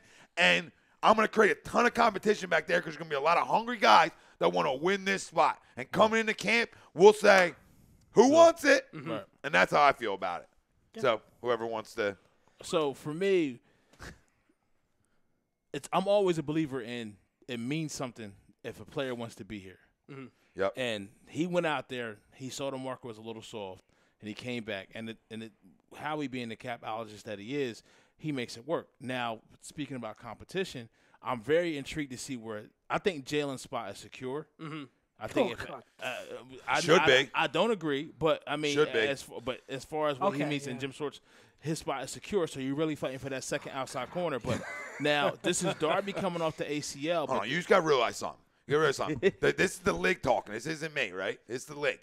They don't give a fuck about what happens outside the 20. Yeah. They don't care. No. They don't care. You're onto something. Can you tackle and in the red zone, can we get stops? I mean, you talked about this on Saturday. He gets double moved all day and twice on Sunday, I'll right? add something to that, but go ahead. He does. So with Sidney Jones coming back fresh off the Achilles, he's been healthy. He's training. His hamstring should be 100%. So there's no more excuses for Sidney Jones. Right. That's no more. That's what this deal. That's what this deal says to me. Sidney, hey, we're looking at you. Mm-hmm. This is it. Mm-hmm. This is we felt as if we can't trust you, so we had to give this money to Darby. Right. Sewell, we'll see. I mean, I don't know where Sewell fits in as far as the corner per se. Mm-hmm. I mean, because they did go get Anderson Cedejo, so that natural safety move for Sewell, I'm not sure what's there, but it's just Darby itself, for what it is for the team right now, what they need, I like it. I mean, because he's still not old. I mean, not at all. They're 5 or 6 corners. This is his all second under contract. 25 years old. This is his second contract. He's a not puppy. old. That's why the injury isn't a concern of mine as much as it would be if the guy's 29, 30. Right. And it's still not overly concerning at that age, but it's just, there you go. At this age, you're like, okay, it's a good deal. It's and like I said, I really believe that, man. At this level, when you make things easy on guys, you see some guys take some off-season stuff off, right? Right. Mm-hmm. When you load up somewhere and say, now they gotta work. Who wants it? Right. Now they gotta work. Jake? No, I like it because I personally think it's a win-win. Now, mind you, I don't think we're going to see him probably till a little later on in the season, depending on how that knee goes. He said he'll be ready week 1. We'll see, though. Yeah. So good point. Yep. So did what's his name? Our guard, Terrence Brooks, or not Terrence Brooks? Brandon Brooks. Yeah. So we'll see. Brandon's on the good shit then. Yeah, we'll see. But get on the good foot, right? But I like it. But at the same time, I feel like bringing him back after the knee injury. What's Howie saying about the secondary? Right. That's how I look at it. Now, I'm happy with the deal. If he balls out, fine. Have the dummy years on the contract. We'll get those numbers at the end of the season, whatever. Mm-hmm. But that's my concern. Now, going back to 2017 when we won the Super Bowl, it's not that don't get me wrong, our corners played well, but our D-line was one of the best in the league. Yes. Now, the big thing with that, you can have average corners, but if you have an elite D-line, it boosts them. It makes them so much better. Yep. Yeah. And with something we have. Right. An excellent D-line. An excellent D-line, and we expect to even get deeper in the draft with that, too. Right. Yep. Sixers won, by the way. Did they win? Okay. Oh, you got to spoil that for me. Yeah, this is spoiled because he misses Daddy. a bunny. Okay. And I'd rather get that off your chest when you see this right now about to happen. Oh, my God. Oh, I'll take it. Yep. I'll take it. Yep. I'll take it. And the cover. Wow. Let's go. Let's go. And cover talk. God. At least one of the Philly teams won tonight. You knew I blame it was you, coming in Chrome. the chat, I blame so you, Chrome. if it You're wasn't bringing for mush. me- You killed the Flyers' playoff chances. Not that they were going to make it anyway, but still. Right. Chrome. You It always goes back to Chrome, doesn't it? Oh, that was in and out. Right, that God was so deep in. Watch this again, guys. This is so deep in the hole. That's what she said. When she did. Look at it. Look how deep it Ooh. is. It's in. Oh, He was never good at that at UConn anyway, so. he don't even know he missed it. Oh, he's going to tack on? We'll take a tack on. Yeah, go ahead. That. I mean, I got it at 1.5. I mean, J. Cole plays basketball in Charlotte, right? Shouldn't he came down to that? There you go. No, it shouldn't have. He should have made both free throws. Yeah. Right. This All right. team So- is anemic so- making free throws. Yeah. No All matter right, who's so on the line. I will say when it was first announced that they re-signed him, I was okay with it for reasons that you guys said. I didn't hate it. Now, let me remind you again, I was one of the biggest Darby supporters this whole time. Like Darby, I always said was our best corner. He had inconsistencies to his game where he would absolutely shut down people and then let up easy throws, get burned. So I am a Darby defender. I really like his game. It has nothing to do with his game. And now even seeing the financials of it and everything, and hearing your guys' arguments, I've gone from being okay with it to really liking it. My concerns, and this is what I'm talking about, where there are more question marks for me now.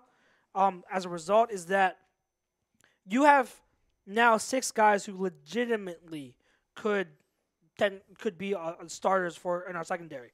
At some point, they all kind of were. So you have 6 guys.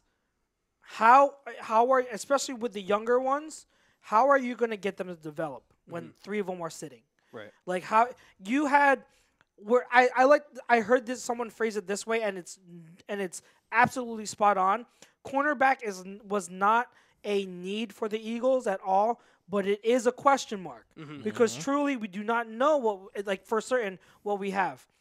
Rasul Douglas, the reason why after this past season I like him more than Mills, and Tom, I hear what you're saying about Mills being a great tackler, and that he is, and in the red zone he's awesome. That is 100% true. But so is Rasul. Rasul is also a great tackler and great in the red zone.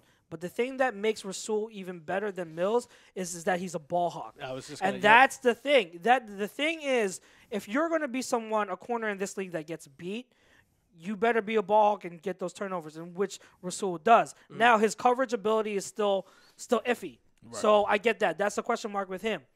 We want to go to Jalen Mills. I already talked about great leadership, an absolute stud, a character guy, but the coverage issues are an issue. Who's the other guy? Sidney Jones. He, to me, I don't care what anyone says. I know what I saw. He flashed very, very good ability earlier in the year. Yeah. Later in the year, he got hurt, and then it all went to the wayside. He began inconsistent. He tried to tough it out he tried to play hurt during the Saints game, got absolutely burnt, and everyone was on him after that. Yep. And he has to this next year is make it or break it. If he cannot stay healthy, and if he has to also bulk up, because I will argue anyone to death with this. It's not the fact that he doesn't have the want to tackle. You see him, he's always in. He's always one of the first guys in on every play. He is absolutely a physical guy, but he doesn't have the bulk to make those tackles or the technique to make those tackles. That's why you saw so many missed tackles, is because his technique and lack of strength. He needs to bulk up, and he needs to get better than that. So this is absolutely – where was that? Ooh. Eagles have an offer on the table for Vinny Curry. Okay. Okay. So we talked about that on Sunday or Wednesday. Yeah. One of the two. We talked about that was possibly. I think we might talk about that Friday too. Yeah. Like every show might talk about that's probably coming back home. Yep. Yeah. So Sidney is a question mark. He could be what we expected him to be, but he could also just flame out and be someone who's always hurt. Crevon LeBlanc, he played well, but I am not to me he is the last guy on the depth chart compared to everyone. And then last but not least, my guy Avonte Maddox, to me is right now. To me, he is the best corner on the team. So you rank him 1? Yeah, I rank him 1. Now, in terms of just because I rank him as the best corner doesn't mean that I automatically put him on the outside. I like him on the outside, but if you're talking about other guys who can only really play on the outside, then put Avonte as your slot / / third safety or something like that. Move him around the field. Right. He's your chess piece. You move him around the field, put him in different areas. He can play anywhere on the field. He's shown that, and he is a stud. I don't care if he's 5'9", 5'8.5", whatever it is. The guy can jump out the roof. He makes plays, and anyone who says he got absolutely toasted in the Bears game did not watch anything but those 2 passes that he let off. Right. Because the rest of the game, he balled out and absolutely locked down Allen Robinson. I don't care what anyone says. Should have had to pick that game, too, in the first place. place. Should have had a pick. So he is, to me, the best corner. That is where my question mark is where how are you going to get – now, you are 100% right. Competition breeds the best in everybody. You got to get everyone to – you want these 3 spots, you got to earn them. Right. You got to earn them. But then the other 3 guys that don't make it, say Darby's going to get one of the outside spots probably, correct? Like most likely he's probably going to get it. Yeah, he's going to earn it, but knowing his history, he's probably going to get one of those outside spots. He leaves after next season. Say he leaves after he plays well but not well enough to get a long-term contract. Right. Say he leaves. You still don't know what you have in the other guys, the other young guys. I get what you're saying. Yeah, you get what I'm saying? So it's just like now there's like it's getting to the point. If you didn't have Darby, I think you still you'll have see enough, you though, still have because 5 guys where it's just like okay, you 5 still have to compete. But now you add Darby, it's just like now there is there too much of a logjam? Are there too many hands in the pot where now you don't know what you're going to get in the other guys and how they're going to develop? You might lose a young guy that has talent, but because he wasn't ready yet, he's not going to pan out yet. But that's the big question mark. But overall, looking at the finances and all the points you make, which are absolutely true, I like the signing. I'm just, I want to see these young guys. I want to see exactly what we have in them. That's all. And it's something similar to what we had. Yeah. I mean, it's similar to what we had before, and it was the same conversation. But I think now the league's even going more to like, you having 6 D-backs on the field at once. Yeah. Right. There's a lot more of that than there ever was before. So knowing that, I can have 4 of these guys at times on the field together and really shut shit down. And say, you want to go 4 or you want to spread us out or I need a guy in for a back instead of a linebacker, whatever the case may be. Yeah.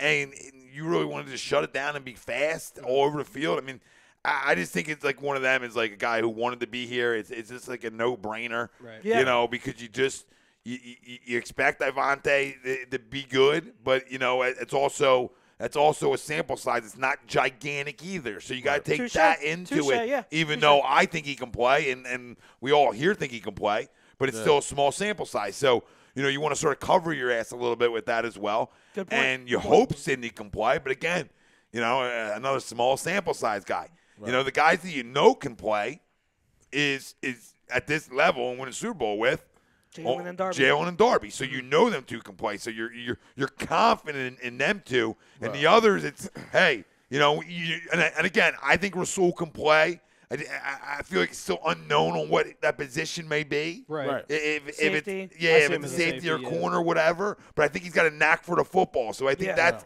matters to me at this level. A guy that finds his hands a lot. Right. So that you're doing something. So, but I love it. I just love it because we're deep. And now you're talking about possibility of a guy like Vinny Curry coming back. I love guys wanting to come back here because last year you have to go just take the money at the Super Bowl. You have to. Like, the NFLPA ain't going to allow you to not take it. Right. Like the Trey Burton thing. Like, you have to go sign that kind of deal. Right. Yeah. So, the same thing with Vinny Curry, and I love that. Like, guys get cut, and it's like, man, I loved it there.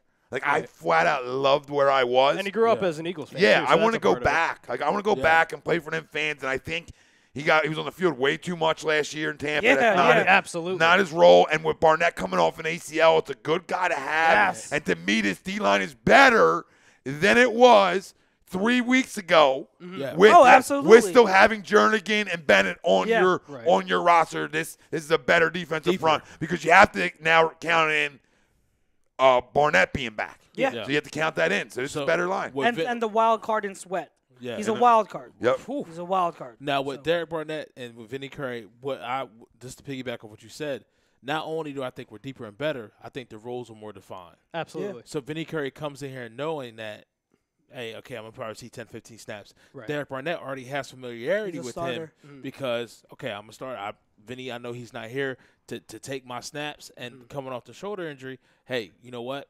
That benefits me. But the biggest wild card, like you stated, is Josh Sweat. And the kid is a problem if he can put it all together. If he can stay healthy too. If we get anything from Joshua this year, it'll be a great bonus. Yeah. Because to me, like when he was coming out, like I wanted to do backflips when we drafted him in the fourth round last year. Like the kid to me has better pure pass rushing skills than Derek Barnett. Yeah. And I say that with confidence. Yeah. Better pure pass rushing skills than Derek Barnett. He just has to learn how to put it together. Has to learn how to play at this speed at this gotta learn how to strength wise he still has to have functional strength. But man, like if he can put it together, that is a good 1-2 tandem we have for the future in Barnett and Sweat. Right. That is a good lead for our once Graham retires and everything. I'm really hopeful for Sweat. So anything we can get out of him, and we forgot about Chris Long. If he's coming back, he's another guy to throw into rotation. I don't know. Like he did say that he wants to start. He's not going to do that here. And I don't think he'll do that here, but we'll see. I mean, maybe if we guarantee he'll keep his role that he's always had as like that first guy off the bench on the one side. Right. Like he's going to be that first guy, and then in pass rush situations he's absolutely going to be in. Maybe if we promise him that role, he will come back. But see, who knows? Why should we promise him that role? I mean, I'm all good. I don't know. I'm just You it's know what hypothetical. I mean? I don't know. To me, when I hear a player say that and he says, "I'm looking to wait until the draft," right? I don't even want to be. Yeah. Don't be in that position because Josh Sweat can come in, Good point. ball out, and beat point. you, and then you're going to be disgruntled. Good point. And second off, don't be on a milk carton all year. Yeah. How about that, too? I mean, you want to go start somewhere? I mean, what, you think you're your father? Yeah. I mean, slow the fuck down. Who are you? Like, I mean, listen, you won some Super Bowls and you've been on some winning teams, but slow down on what career you've had. Yeah. I know the fan base loves him, but let's not crown this dude. Okay, this guy ain't a Hall of Famer. He's not a starter. This ain't his fucking father. Yeah, okay, yeah. Like know who you are. You've been hitting the head too many times, and I love you. But the starter. Yeah. What are you now chasing that last deal? Yeah. Like to me, know your role. Yeah. That's not a winner to me. Nah, That's a Michael Bennett kind of guy. Right. Yeah. Where now I'm gonna, you're telling the fans on Twitter too, like that doesn't mean nothing. That doesn't mean I'm back. Right. Like okay, Yeah. Then walk, man. Bye, girl. Exactly. Like you didn't. If you would have played great last year, Yeah. then start holding people hostage. Right. But you didn't. And if that's his prerogative, I'll say this: if that's his prerogative, if that's what he wants to do at this point, all right. He's not going to do it here, but all right, that's your priority. That's what you want to do. I will respect it, but you're not going to do that here. I think with the Chris Long, what makes that so hard for me to grasp is because after the Patriots thing, after he went from the Patriots, and one of the reasons why he was willing to sign here is because he would be part of a rotation. Mm-hmm. He said, like, I wouldn't have to play as much. Mm-hmm. I can be fresh and be part of a rotation and make an impact in a 4-3. And so why is it so now a different story, 2 years later? That's why I find it so hard to grasp, but before it was like he might not play football, and now it's like now it's like wait, you want to be? So when did that happen? So I will always love and respect Chris Long. Yeah, I respect it's just the hell that out if he of him. wants to be a starter, it's not going to be here. Right. The man's a great man. I'm talking about you get hit in the head thinking you're your father for a minute. Yeah. Like at this point in your career, thinking you're still a starter. Like that's daddy. That's Hall of Famers. Like you didn't show enough last year to warrant that. Right. And to think that being one of the strongest positions in this year's draft is defensive line. Yeah, exactly. Base you coming back off of if we draft someone that's going to threaten you. Like, dude, the dude that may threaten you is already here in Josh Sweat. Yeah. You know what I mean? So, like, if threatening you see what I'm saying? You've been threatened. Yeah, you've been threatened the whole time you're here. You've been a situational guy. Yeah, so I don't know. I don't get it. Why? Like, I'm almost at Howie at this point. Why are you delaying the inevitable? Right. Brandon Graham's had a better career than you. You know what I mean? So, like, you starting over Brandon Graham?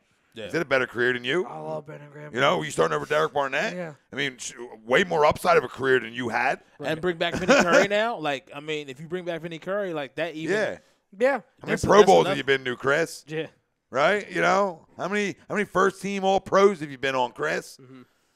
I don't know. Right? I mean, it's an underachiever in St. Louis when he was there. And an essential underachiever. Yeah. Okay? Yeah. Didn't live up to the pick he was. Yeah. Didn't live up to it. That's not a shot.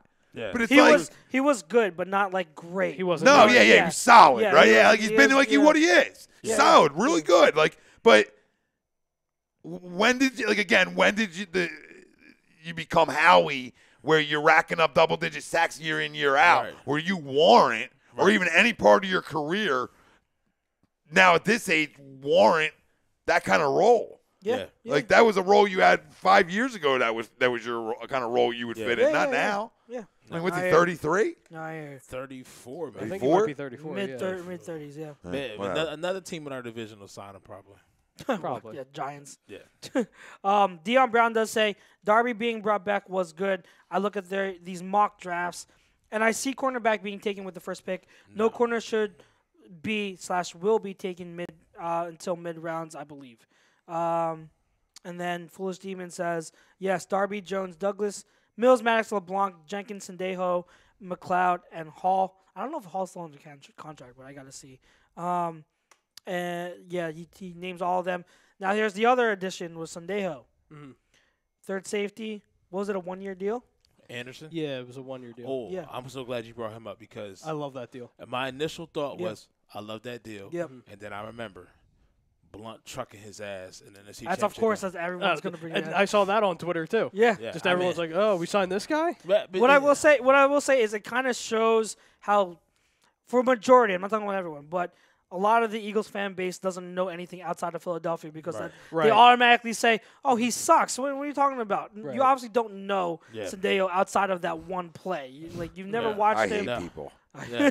I just despise. And his role. Like, I seen that posted on Facebook, Yeah. guys, and it was just like, oh, this guy stinks. No. Well, people that just don't watch football They outside don't or watch just football outside of sports football. out. Oh, great, a safety that can't They have tackle. no clue. And it's like, dude, that's actually what he does really well. Yeah, is it's just tackle. it's Blunt. You're going Of course. head to head against Blunt. And the guy's What got other safety- 15 yards of momentum against you. going right at you. Right. Yeah, you go stop him. Most guys don't even lower the shoulder. Most guys lay that shit. Yeah. Yeah. Roger Dorn, that They'll do bitch. the Olay. And just, Yeah. He's going to sit here, Olay, Roger. No, I love him, though, because while people, like you said, the fan base doesn't watch outside, Harrison Smith was running out there with a chicken with his head cut off, hitting everything that moves in Minnesota. Sendejo was the one that was underneath in coverage, getting the interception. So to be a third safety here, especially when we lost so much secondary last year. Especially when we had to deal with Corey Graham. You know what Kidding I mean? me? Like, Going from Corey Graham to Sendejo. It's a huge upgrade. huge upgrade. Do we know, was the numbers even released on that deal? I know it's I don't cheap. know. I know it's that, cheap. that was that it's a cheap insignificant, deal. I know like that. vet minimum type of deal? Yeah. He's coming off an injury. I know that. Yeah, It's like his foot you're right. or something like that. He's coming You're off right. a foot injury. You're right. So, Yeah, I like it because the guy tackles an open field. You know, we talk about that's what wins in this league, right? You know, you taking that 8-yard gain and ending that 8-yard gain, Right. and keeping yards after catch away, Right. And again, he's got a little knack for the football. Yeah. And they're I the mean, kind of guys you want back there, guys with a little knack. I like him. I like him a lot for this year, but we don't need any young development on the corner. And I know me and Chucks have talked about maybe you bring a guy in for competition, you draft somebody, Juan Thornhill. I can't say for enough. safety. I can't. Juan Thornhill, man. Listen, man, if you get a chance to watch this kid's tape and you like contact, he'll fit right in. Juan Thornhill is probably out of the safety class the best one when it comes to making a play at the ball. Yes. Okay. Making a play at the ball. He's absolutely I think Daniel Jeremiah did the research. He tracked not only interceptions but pass breakups, and Juan Thornhill led the class. Imagine Sewell just with better ball skills. Okay. And better range. And Better can range. close faster. Yeah, better and range, play yep. true center field. Yep. Okay. Because, I mean, I love Malcolm. I love MJ. I mean, dude, you're not getting any younger. Like, Yeah, he's getting up there in age. Yeah, Yeah. I love Rodney a lot too. That went under the radar. That injury killed us last year. That was the It most did. impactful injury Biggest that one. season. Even though he didn't have he has nowhere near the ball skills that I Nope, want him to have. but he open He's fields tackle. always he's open field tackle. How many pass breaks do we see? How many times do we see the ball hit him in the chest? Even though they didn't catch it. He's just in the but still right spot. around him. He's Football. one of those guys who's always around the football. Like, how many fumbles happen, even like behind the line of scrimmage? How many tipped interceptions? And we see Rodney McLeod there. Yep. Like, he's always around the football. Such an underrated guy in 2017 was Rodney McLeod. Oh, absolutely. And again, the biggest thing is he loves some contact, loves the run stop, which you need safeties and corners. Got to be willing to do. That's why I love Jalen more than a lot of guys because he wants to tackle in the run game. And that's why I love Rodney so much. Another guy who wants to get his nose dirty in there, and that's why we had such a good run defense 2 years ago as well. Yeah. So I love that. But one guy I would have given more money to than they did and we weren't in need for him at the time, but I wish it would have been a year later, is LaMarcus Joyner. That's a guy I love coming out of college. Yeah. It's just another guy. He likes the small guy, loves contact though. Right. Loves contact and a ball hawkish guy too. I loved him. Loved him at FSU, and damn, I just wish it was a year. He come off the book a year or two later. Right. I mean, what the Rams have been doing, I don't have any fun. David Roscoe. They're going to drop off. I don't know if you're one of the chats, Hollywood Dave, I call him. What is your team doing, dude? Right. Like, you letting everybody walk. Which one? Signing Blake Bortles, signing Clay Matthews. Oh, my God. Talk about idiots that don't watch football. What is it? How bad is it? Mr. No, you say it. I don't want to mention his name. I don't want to mention his name. I don't respect him. You say his name. Dang. Oh, who? Bill Middlebrook? No. I thought you were talking about Mr. What did he say? Oh, you talking about DeBron Kyle? Yeah. Today he was just a guy, foolish. Yeah, he was a starting safety who's now going to be your third. So I mean, it's a little bit more than just a guy. That's a pretty good guy. That's a pretty good defense out there in Minnesota. If you miss that as well, Right. Yeah. And I don't know if you've been in a fucking coma for 2 or 3 years. He don't watch. That's a pretty good defense out there. He doesn't watch football. The guy can play a little bit. Well, so also, he's gonna get I a thought you were lot- talking about Bill talking about What'd he say? bringing Blunt back. No, Bill, come on. Stop Okay. smoking. Yeah, but Sendejo's I love get you, a lot Bill. of playing time I too, love though. you, Bill, Yeah, but he stop will. smoking. Stop. Because you know how Jim Schwartz loves to drop Malcolm down. So And you're get going to that see. shit. Sandejo. Yeah. Yeah, exactly. Maybe. That's what I'm Okay. saying. Good So now point. you're not. Now Good you're doing point. the thing that I Yes, hated. yes. But you got it right finally. Yeah. Where you want to bring him up Sandejo. into the box, you better have another goddamn safety back there. Right. Okay. And now you did that. So Yeah. Kyle, that's more than just a deaf guy. That's a guy who's going to play a good Significantly, majority yeah. of the snaps. Because if you've been reading my points, like maybe because of the lack of linebacker talent in this draft, maybe they are planning to move. I would say maybe they're planning to move Jenkins almost exclusively to linebacker. Yeah. But now, good point. Maybe they do an alternate kind of thing where they alternate between Jenkins and Sandejo because they are both physical guys. Well, we've seen the past So- couple of years, too. You've seen how much he loves to drop Malcolm down. Yes. So that's a huge part of it. Yeah, and he's got it. A big part of that is because he's so reliant on his freaking cover 3 scheme. Right. He's got to do what he did later on in the year and start to adjust. Right. Start to incorporate more cover 2 and cover 4 quarters coverage. it up a little You bit. got to Yeah. mix it up. You cannot stick with cover 3 90% of the time. Especially with Corey Graham on the field. With Corey Graham Yeah, on the no. field and expect that to be successful. No. You need to adjust your scheme, which he did Right. later on in the year. So that I give him credit for. Just please, Schwartz, keep doing that. Don't like you gotta. Tom over here was gonna have a conniption every time he would see Jenkins in the box for 90% of the field, and to that I agree because you need to change up that scheme. You can't play cover 3 all the time. No, and full team has a good one. I would actually leave Malcolm at safety, use Sandejo in the box. Yeah, that's Could what do we're that saying. too. Yeah. Is that what you're saying? Yeah. So, Sorry, I I was mean, laughing at Kyle's responses. don't get me What else wrong. is new? Sandejo in the box, I like that as well. But I mean, if that's the true goal, we want to leave Malcolm at safety. Then why not go get Mark Barron, or not go get Zach Brown to leave him at linebacker? Well, no, I wouldn't be opposed to Zach Brown. No, but no, so as far as Mark Barron versus Sandejo, I would love Mark Barron. Did he get signed? No, I thought Mark Barron signed somewhere. I don't didn't see think so. that. I could be wrong. Maybe it was a rumor that I heard. I didn't see that. But I mean, for Kyle, even if you never watched Minnesota, you just got to know Anderson Sandejo is way better than Corey Graham. That's an upgrade for the Birds. Better ball skills, everything. Everything. I mean, younger. Knows where to be on 4th and 16. I was going to bring that up, too. Just throwing it out there. Knows where to be on 4th and 16. Doesn't say afterwards I should know better because I'm a veteran. Actually knows better in the moment. That play still gives me nightmares. Ugh. That still gives me nightmares. The stupidest play I've seen from a secondary player in my life. Wins you a division. Well, just that whole drive. Difference of too, winning that and just losing whole division. drive Oh, my from God, a that defensive whole drive. perspective. Yeah. Foolish Demon does say, or where is he? No, Bill says, why is everybody so against Blunt coming back? He balls in Super Bowls. Bill, I said it in the first half. I said it in the first half. I'll say it again for you. Is because Blunt is not that same guy anymore. There is a thing called age, and there's wear and tear, and Blunt just has too much wear and tear. He is not the same guy anymore, and I love him for what he did for us, but he's not the same runner. You cannot blame the O-line in Detroit either because Kerryon Johnson balled behind that same O-line. A lot of mileage. So there's a lot of mileage. He's not the same, man. Todd Womack said, he signed with the Steelers. Which one? No. Then he says Mark Barron's with the Steelers. Mark Barron's with the Steelers. Okay. That's a good. I mean, that kind of fits their scheme. Because what's his name is still obviously why can't I the guy who Shazier? Yeah, Shazier. Yeah. He's out. No, I like that signing for the Steelers, actually. Yeah. Fuller says Nigel has been my boy. Love Nigel. Just need another one. Right. I like Ford a little bit, too, in spot rolls, Mm-hmm. right? Because I think he's fast. He's like a sideline fast. I think he probably – Wait, who are you talking about? I'm sorry. LJ Ford.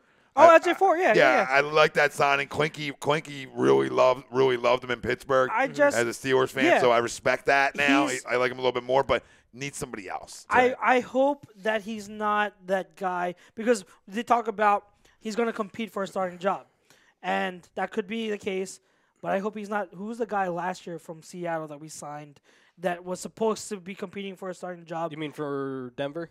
From Denver, sorry. Corey Nelson. Yeah.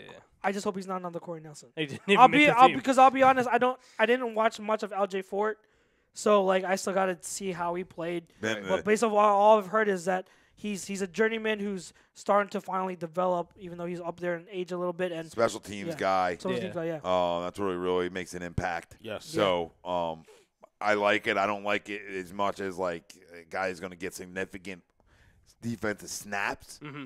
I think they need to address that in the draft for once, and I think that's going to be something they do, and we'll see if they can get that right. You do. I'm a child. We'll see. I just don't see it. I don't see it. I hopefully they can land one. Yeah. They haven't been able to land a linebacker. Foolish Demon does say Paul Warlow might work too in some cases. Yeah. Because he's not. I'm not talking about. We're not talking about third down and passing downs. Paul Warlow might work if you're talking about base packages that we run 20% of the time. I don't remember you put him in there if you want to make sure you stop the run. So sure. I mean, because legitly, I don't know if that's a word or not. It is now. But at linebacker, we have Nigel Bradham, Camus, and a bunch of situational guys. I like Camus a lot. I like Camus. I do too. I do like Camus a lot. Yeah. But we don't know if he's a starter kind of. I think he is. Yeah. But I will give him credit. So we go from what I saw. Those two. Yeah, I would be if I had to go into it with them too, I'd be okay. Because Camus a sideline guy, fast, covers well, and another guy. Football loves to find him. As soon as he started getting playing time, football started being on the turf. I just wish he caught that interception. What was that against the Cowboys? Against Dallas, yeah. Oh my God! Please, Camus. He had the club on his hand. Oh yes, I know, but still. Yep. So I like Camus though. Yeah. So that's where you would look at. I mean, outside of we spoke about in the draft is Devin Bush and Devin White. I mean, that's legit. That's it. Right. So I mean, do you go out there and do you beat down the door for a Zach Brown just to add more depth? Mm-hmm. I mean, you went Zach Brown. I think they already re-signed Paul Warlow though, if I'm not Yeah, mistaken. that's why he was saying he's another. I don't think they're going to sign. I don't think they're going to go sign a linebacker then. I don't think they will because they signed Fort, Warlow, Camus, and Nigel. So I think they'll just probably draft one. Nate Gary's still here. Nate Gary's still here. Special teamer. They're not draft. They're not. They might not even listen. There's a chance they don't even draft one. Well, like I said, after the Devons, there's really no talent at linebacker. No. So now you might see like a 7th rounder. You might see some guys brought in, free agents after the draft. You're going to see that kind of stuff. But I don't think. Listen, it's not something they seem to want to ever really address. That's more of a free agent address for them. Yeah. It seems like it's always been. Well, you've seen how this franchise values the position over the years too. Yeah, exactly. They've never invested one in a first-round pick. Now at least they invested money in Nigel. I love that they did that. Yeah. Where they're like, they got it right. They got it right. But now I will say this though: Joe Douglas coming from Chicago, coming from Baltimore. What do they always draft? Linebackers. And they just traded for what's his name last year? Can't believe I'm forgetting his name. Me too. Guys. What? TTP says, what do you guys think about the Alabama running back we're supposedly considering the first round? Something Jacobs. And then someone says Josh Jacobs. And then Nitro Freak over here says, I don't like him. 4.6 today for his 40, and he stunk in the national title game. Did he? That Nitro Freak, he had a groin surgery like 3 weeks No, ago. just let him believe that a 40 time matters. Just let him Just let him. He wants to bring up the national title. Then let him believe So that's the only, the whole that team a played 40 like shit. time. That's the only big game. That's the only big game he played in over that season last year. Yeah. That's the only tough Yeah. team he's played. Now, see, I want so bad now for the Eagles to draft Josh Jacobs so that Mr. Nitro Freak over here will not get any chance to root for him. No, I will not let him root for Josh Jacobs if we draft him. So I really hope we do at this point. So. Yes. Like I said, it could be if he's on the board at 25 and they say overall and they just look at talent, I don't think that you can get a player at any other position with that much top-end talent in that group, in that particular grouping, especially compared to what's left in the rest of the draft. Right. There's one guy that could be there that I'll put up with him, and that's Lawrence out of Clemson. Dexter. Okay. Because for some reason they got him as a late first, early second. Yeah. I don't buy it.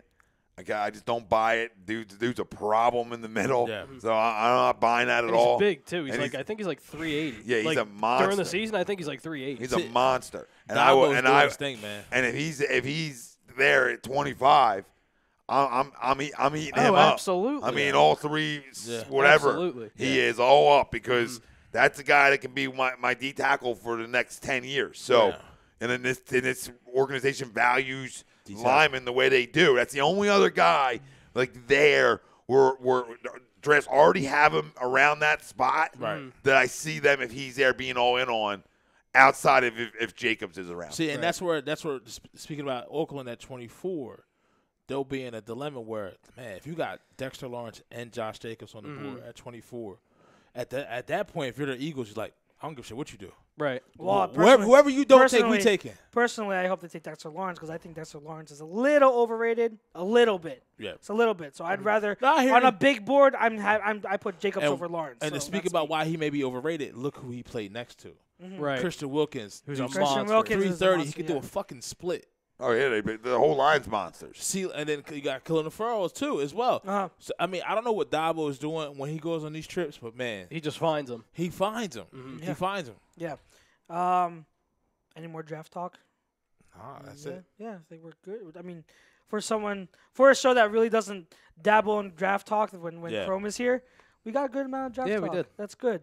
You guys need to make sure you come on more because for the next few months because I can't. When it's just me and Chrome knows it, so it's not a shot at him. But when it's just me and Chrome, I'm literally just talking to a wall because he does not know anything about the draft, which is perfectly fine. But it's good to have other voices here Of course, to bounce off always. of ideas.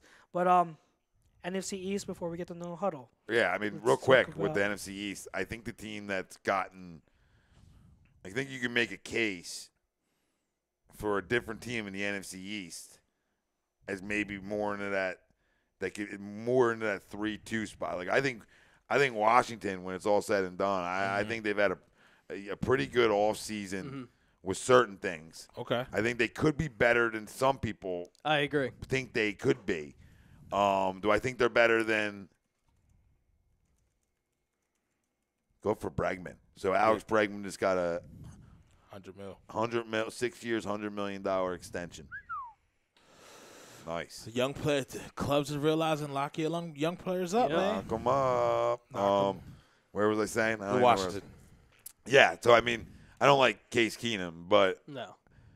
I think they could be better than they were last year. Geis is coming back. We already That's a big Geis is thing, coming back. Geis We is already coming know. back. We already know they're tough, right? AP linked up with them for another 2 too. Right. So we already know that just the toughness they had last year. I love the addition of Landon Collins for them. I do. I really I do like that. So their defense is already tough. I didn't realize that he looked up to Sean Taylor. Yeah. He Yeah. was So a this big is Sean Taylor playing guy. for the Redskins was like a dream come true for him.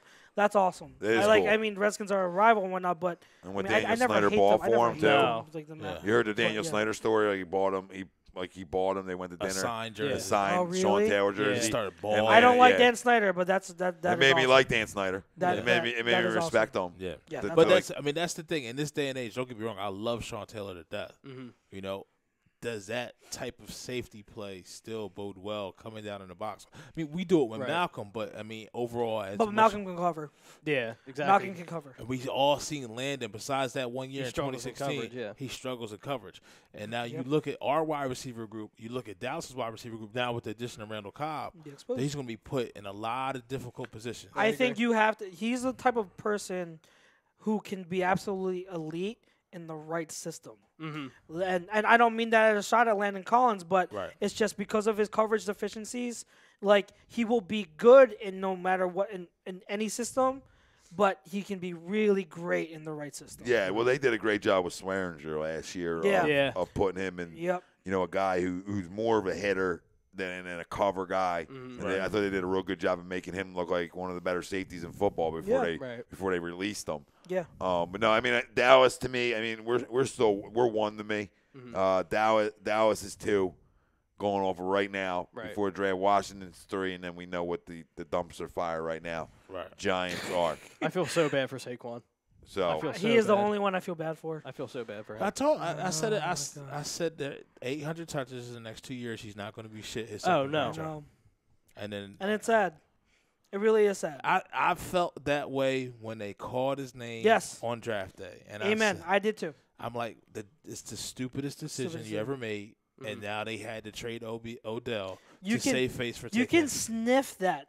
When Gettleman was talking about Saquon before the draft, and then they finally take him, instead of drafting one of those quarterbacks, regardless of how you rank them, there were numerous quarterbacks available for them to invest in. Yeah. You take Saquon, a running back that you don't build, a position you don't build with. Mm-hmm. They take him 2nd overall and passing all those quarterbacks available, and now you have this stinky draft class this year. Yeah. You could sniff them going to a power run-centric offense. Right. And it's just like, that don't work, Mr. Gettleman. No, that don't work. It doesn't. And the crazy thing is, we all hate Dallas's crumbs, but even they got it right. Yes. Yeah. When in 2016, they went Zeke and 4, and they drafted a developmental quarterback. Last year they could have did that. I mean, just to completely neglect the position. You know what I mean? Like Eli, I've never seen an ownership organization be so attached to a quarterback. To one quarterback. Yeah, but the one thing I'll say is I have no problem with the pick. Oh, no. I have no problem with them taking him, too. I don't give a shit what quarterback was on the board because outside of Baker, he was the best player available. Like, that's the best. Right. And then you can make the case that Saquon was the number 1 player on boards over Baker. So, you know, depending on which way you want to slice it. Right. But 1A, 1B in terms of that. So, I have no issue with you drafting the most talented guy in that draft. Mm-hmm. Right. But, you know, then what's going on now with Eli, and I mean, Giants fans, one thing, calm down, because anything Gettleman says you shouldn't believe anyway, right? Even if it's out of his own damn mouth. Yeah. And I think there's a trade about to happen. I think so, too. I think Russell Wilson's going to the New York Giants. Whoa. Yeah. Russell Wilson. Yep. I will cry. I don't think they want to pay. I don't think they want to pay it. I think the Giants are going to back up picks, a lot of picks. Makes a lot of sense. I actually think the Giants are going to get fleeced with picks in terms of what they're going to give up, but they're going to go get their guy. So I'm just telling you. I am praying to God you are wrong. And if that happens, I am praying you are wrong. If that happens, I hate to say it right now, they jump everybody. Absolutely. They jump everybody. No, I wouldn't say because they still have an O-line, but I don't care. Well, Seattle had O-line. You don't need Seattle had O-line too. Seattle had O-line too. How far did they and go? All your receivers are built for Russell Wilson. How far did they go? You get him back with Golden Tate. You get him back with Tate. I'm just saying they become a real. I don't put them over us, but the 2, sure. Yeah. I don't put them over us. I think it'll be. They're still lacking on the defensive side of the ball, on the offensive line, and on the outside, the perimeter. So I still can't put them over us. It's 1A, 1B if they do that. It's a good move. Close. It's a good move. It's closer than it is right now. Right. Yeah. I think the possibilities are 1, they trade for Josh Rosen. Okay. 2, they draft Daniel Jones, which I've been hearing rumors I've been hearing that too, yeah. And which would be absolutely comical if they drafted Daniel Jones with their 17th or 19th. No, they're going to take him at 17. From Duke? Yeah, for the first round. Their second, because That's the a reach. second pick That they is a got reach. from The kid from Duke, right? Yeah. I think it's from Duke. Yeah, the one that pick that they got in the OBJ trade, I think, Yeah, which is 17. their later first round pick. I've been hearing that's a. No. I could be wrong, but I'll I'm give Jones one thing though. He can. I watched him play a couple he can different throw it. times. Oh, he can definitely throw it. He can throw it, and he's big. He's strong. You know. I mean, and his coach there at Duke as well has always been a QB whisperer. Yeah. I can't remember his name, Bill something. Been there for He's been there forever, but he also I think he worked with Phillip Rivers as well. Yep. Back in the day. So oh no, not Phillip, Eli. So that makes even more sense. Is Eli. Okay. It is Eli. So that makes even more sense. So Yeah, I mean, yeah. And Gettleman is a dinosaur anyway. He always is retreads. So I mean that makes more sense. I think it's a genius move if you draft him at 17 because you have 2 firsts. If you only had 1 first, then it's a problem. But there it's like why not? Why not? Because you get your value at 6, right? And you get your best player on the board at 6. And it's probably a defensive guy, probably a defensive lineman, and then you go that direction. This is why getting Russell Wilson worries me for them. And the one thing is because I'm sure they're going to try to hold on to that 6, and they're going to get fleeced elsewhere with like 17, a first the following year, stuff like that. And they're going to go get it.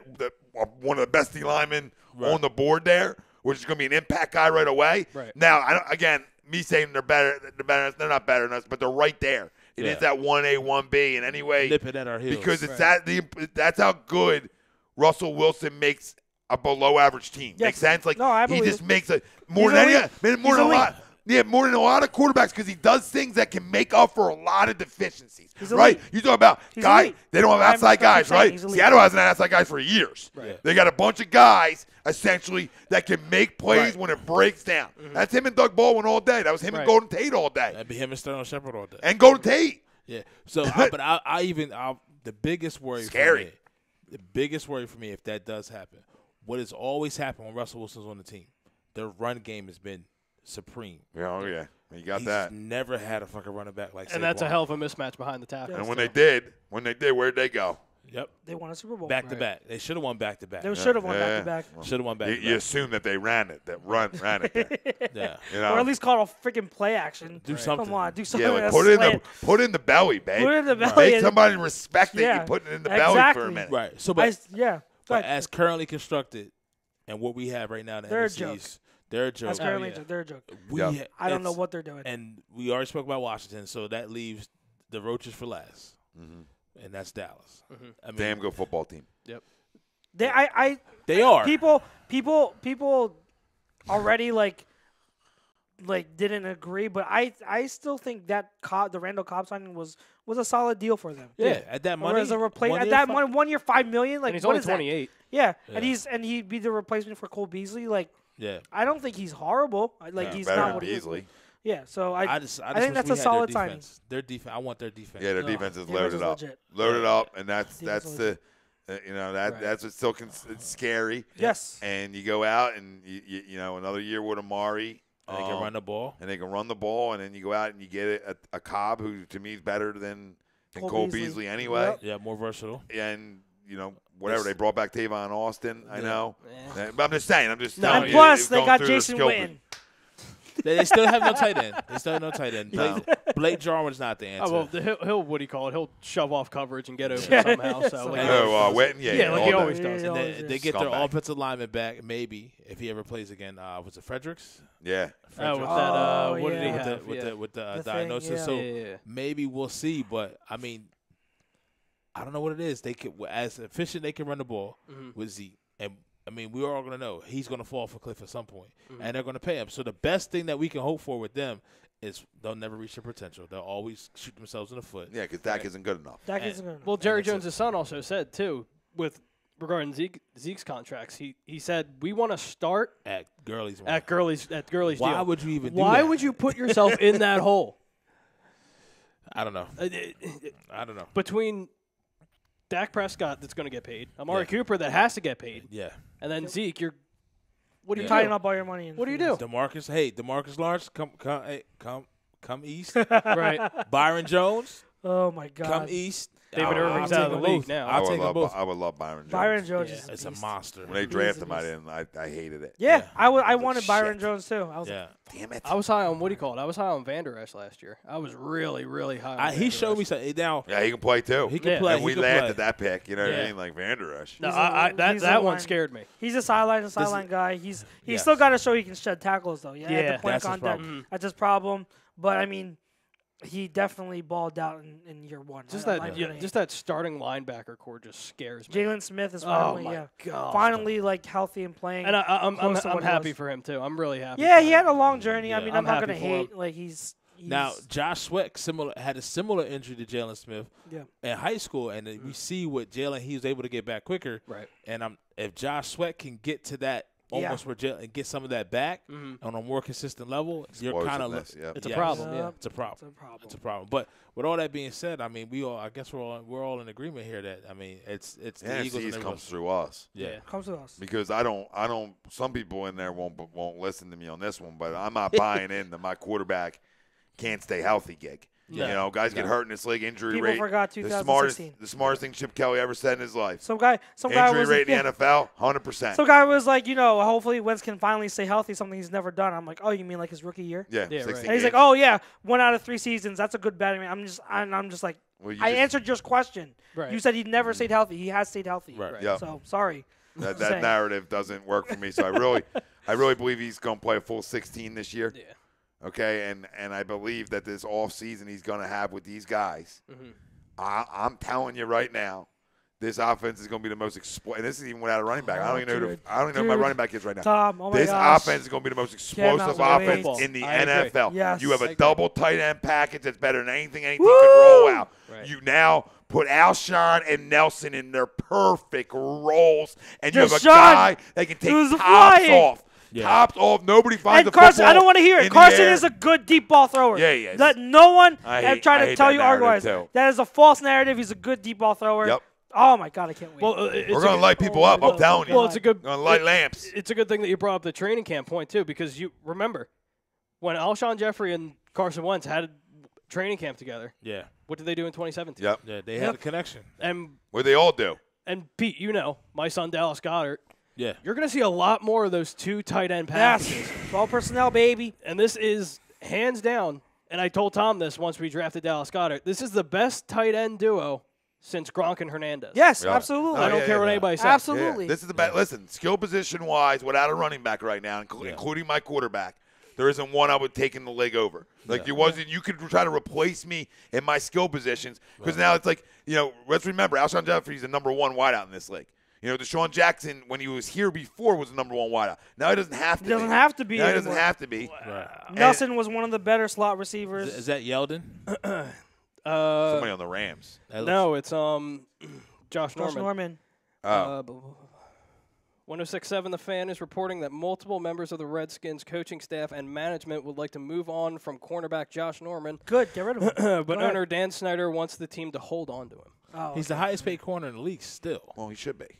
Yeah. he's still good. He's still Yeah, he's real still good. good. I'll take him He's on my still team good. in a heartbeat. I don't know Right. why you would want to move on. You got to sign Landon Collins for what? To go get rid of him? It's stupid. That's Makes why perfect sense. Daniel Snyder. I agree with you, brother. I agree with you, Daniel. No, yeah. I Okay. agree with Dan Snyder here. Yeah, I agree got with it. you. Well, I'm not going to hurt one position and gain on another one. What the hell? I'm trying to win football games. And I've told a bunch of Redskins fans this too. I'm like, you're not going to win a Super Bowl again with an owner like Dan Snyder. As much as I respect him, he just makes these mistakes. And I think he's getting better at it, though. Like I think that good. tells Yeah, I you agree. that's getting better at. Landon Collins at the prime age is getting better at throwing money at guys. Like Right. before, it was I'm going to throw money at 32-year-old guys. Yeah. You know, Yeah, it's yeah, like now Albert it's like Hainsworth. like Landon Collins is that perfect example of like Right. him starting to realize, and Josh Norman, 2 guys that he went out and gave money to Yeah. that were in their prime. Well, Josh Norman's what, like 20? 728. Yeah, he's not like.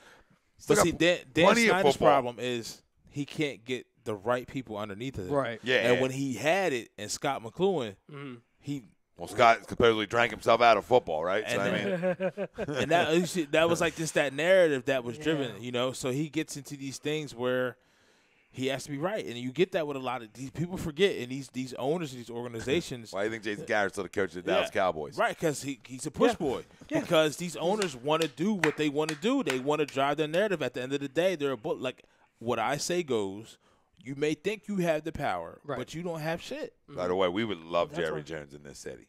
Oh, yeah. But just to throw, I mean, fuck him, of course. But in the I don't worldwide even leader, wanna in the I don't wanna worldwide even leader, admit real talk, like when there was no salary cap in the NFL, there wasn't a better owner in sports. Oh, yeah. He's a good businessman. He's a great businessman. Fucking phenomenal, dude. But fuck him.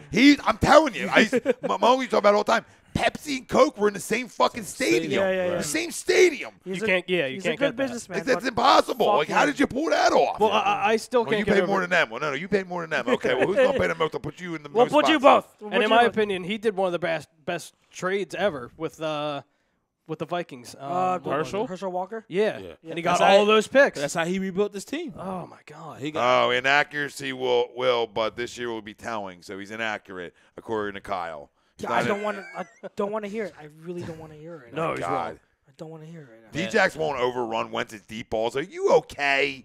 Are you fucking okay? Look at the guy Seattle throwing game. 90. Look at the Seattle game when he was falling down and he threw it. He has Oh no my deep ball. Yeah, God. he's throwing down on one leg. He's throwing it with one arm, and it's still going down like 50 yards. Now I down the will field. say Stop Foles it. had better touch on his deep ball. Oh, absolutely. But doesn't mean that This Wentz was can't actually- throw yeah. it. Right. You Well, know? because Foles' deep ball is a fucking rainbow. Yeah. Like It's perfect. you know the rainbow shot in basketball? That's Foles' It's deep actually ball. amazing that he can throw it that high and Yeah. that accurate. Well, especially yeah. that throw that he had to Nelson against the Texans last Yes, year. yeah, that's a rainbow. Oh, my God. It's a rainbow. I'm not shitting on Foles' deep ball. I'm just saying it's two different types of stuff. Like Foles does it with an arc, Wentz does it with an arm. Yeah. He has a fucking arm, and stop with the narrative that he doesn't have a deep ball, because in the middle of 2017 is when he fixed it. It was just nonstop. And from then on, Yep. he is a deep ball thrower. By the way, when you have to jack up the jug speed, when Wentz comes back in, like they 'cause did it's a last different year, ball. FYI, that means it's harder and faster. Yeah. So when Alshon's like, man, I turn that thing up like 5 notches. Okay, so who throws Arm the talent. better? So how's he? So D-Dex is overrunning what? Right. I'm The telling guy who throws the ball stronger and Yeah. harder? Right. Second example, Exhibit B.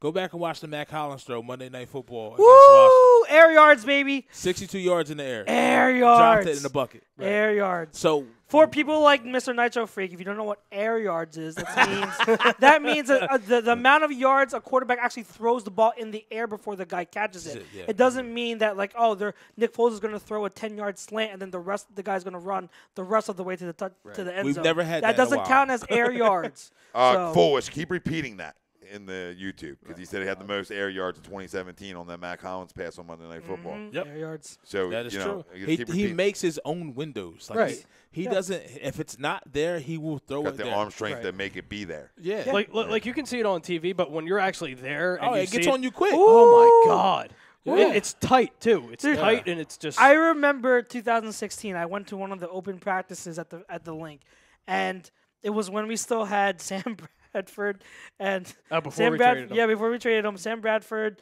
Chase Daniel, and we had Carson Wentz, our rookie Carson Wentz. And I was really curious how he would look live, and boy, his first pass, that he threw, you could just tell. Oh my gosh, he's got so much more heat than. I mean, I know it's not much to compare it to, like it's a Sam Bradford and freaking Chase Daniel, but you can just tell the heat that he packs on that arm is really good. Yeah, go ahead. So it's kind of the same thing when until you get even for scouts and you see somebody actually spin it, that changes it because there was people knocking our son Baker. And it was like And Kyler. Oh, he can spin it. And Kyler. And they said they went and saw it, and they saw the way the ball came out his hands. Right. Baker and Kyler, Same thing. they have their flaws, especially Kyler. Baker's better than Kyler. Baker's absolutely. better than Kyler. Baker's I more was high. polished than Yes, Kyler. I was so much higher on Baker than I ever am on Kyler, but. Right. Talking about arm He's talent, just straight arm talent. Oh, absolutely. Well, That's outfield talk in baseball. You know what I mean? That's an outfield arm. Like when you're an outfielder in baseball like he is, you can throw from right field fence to the third base on a line. Right. And that's that baseball arm that Russell Wilson has too. Well, Patrick that Mahomes, smaller too. guy. Yeah. That's Mahomes. Yeah. That baseball arm. You're going Baseball up throwing arm. a baseball so much. Yeah. But shit, my point right before you.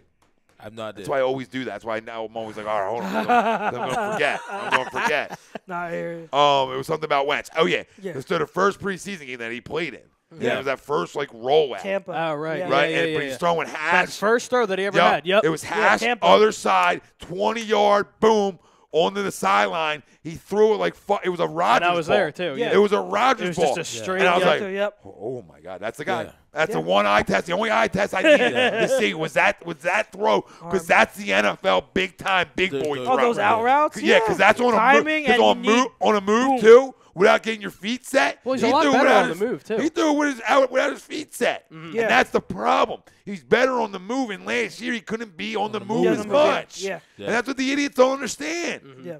They take Russell Wilson's knee away Yeah. Right. and make him have to sit in there. They did. Now, Remember, Russell Wilson was hurt, what was it, 2-3 years ago? Yeah. And he was ineffective. But Now, Carson's way more effective, to my Carson's point, a better way talent, more. yeah. Because he is more accurate than people think he is. He's still young at the quarterback position. Like, fucking people. It gets me all Yeah, I know, emotional. I know. It's one of my kids. I know. So let's get to the All right, no no huddle. and get out of here. All right, so Before it's tomorrow. we're talking about one of my no huddles was already stated. I'll just adjust it again. Josh Jacobs ran 4.6 at his combine. I mean his pro day. And people are going to overreact to it. But guys, as a reminder again, second time saying it this show, please don't overreact. Yes. That What is do you a want them guys to 4.6. do, Chuck? Tell them what you want them to do. What do the big boys do when this happens? What do they do when the guys, the fucking, the personnel departments, the guys scouting? What do they do? Let him fall. No. What do they do? What do they go back and do? Oh, watch the tape. They go rewatch it. Well, okay. Rewatch the tape. Did my eyes lie to me the first time? Right. So for Exactly. Kyle, since we're directing everything at Kyle, at least Chuck says right now, and if he's not, I'm So directing for him. So frustrating. That go back and now rewatch Josh Jacobs. Go find some highlight No, tapes but the of thing him is, he told me- and see if that shit looks real. He told me he doesn't watch tape. He doesn't need to watch tape. I'm not talking tape. I'm talking highlight films. Oh no, I'm he talking said the best of the best he got. doesn't want to. He doesn't need want to. to. So he watches one game and his opinions are formulated from one game. I can He make admitted that to me. He doesn't need to rewatch anything. He knows everything from watching. Well, I'm a watching one-game So- junkie too, but my point is, Right.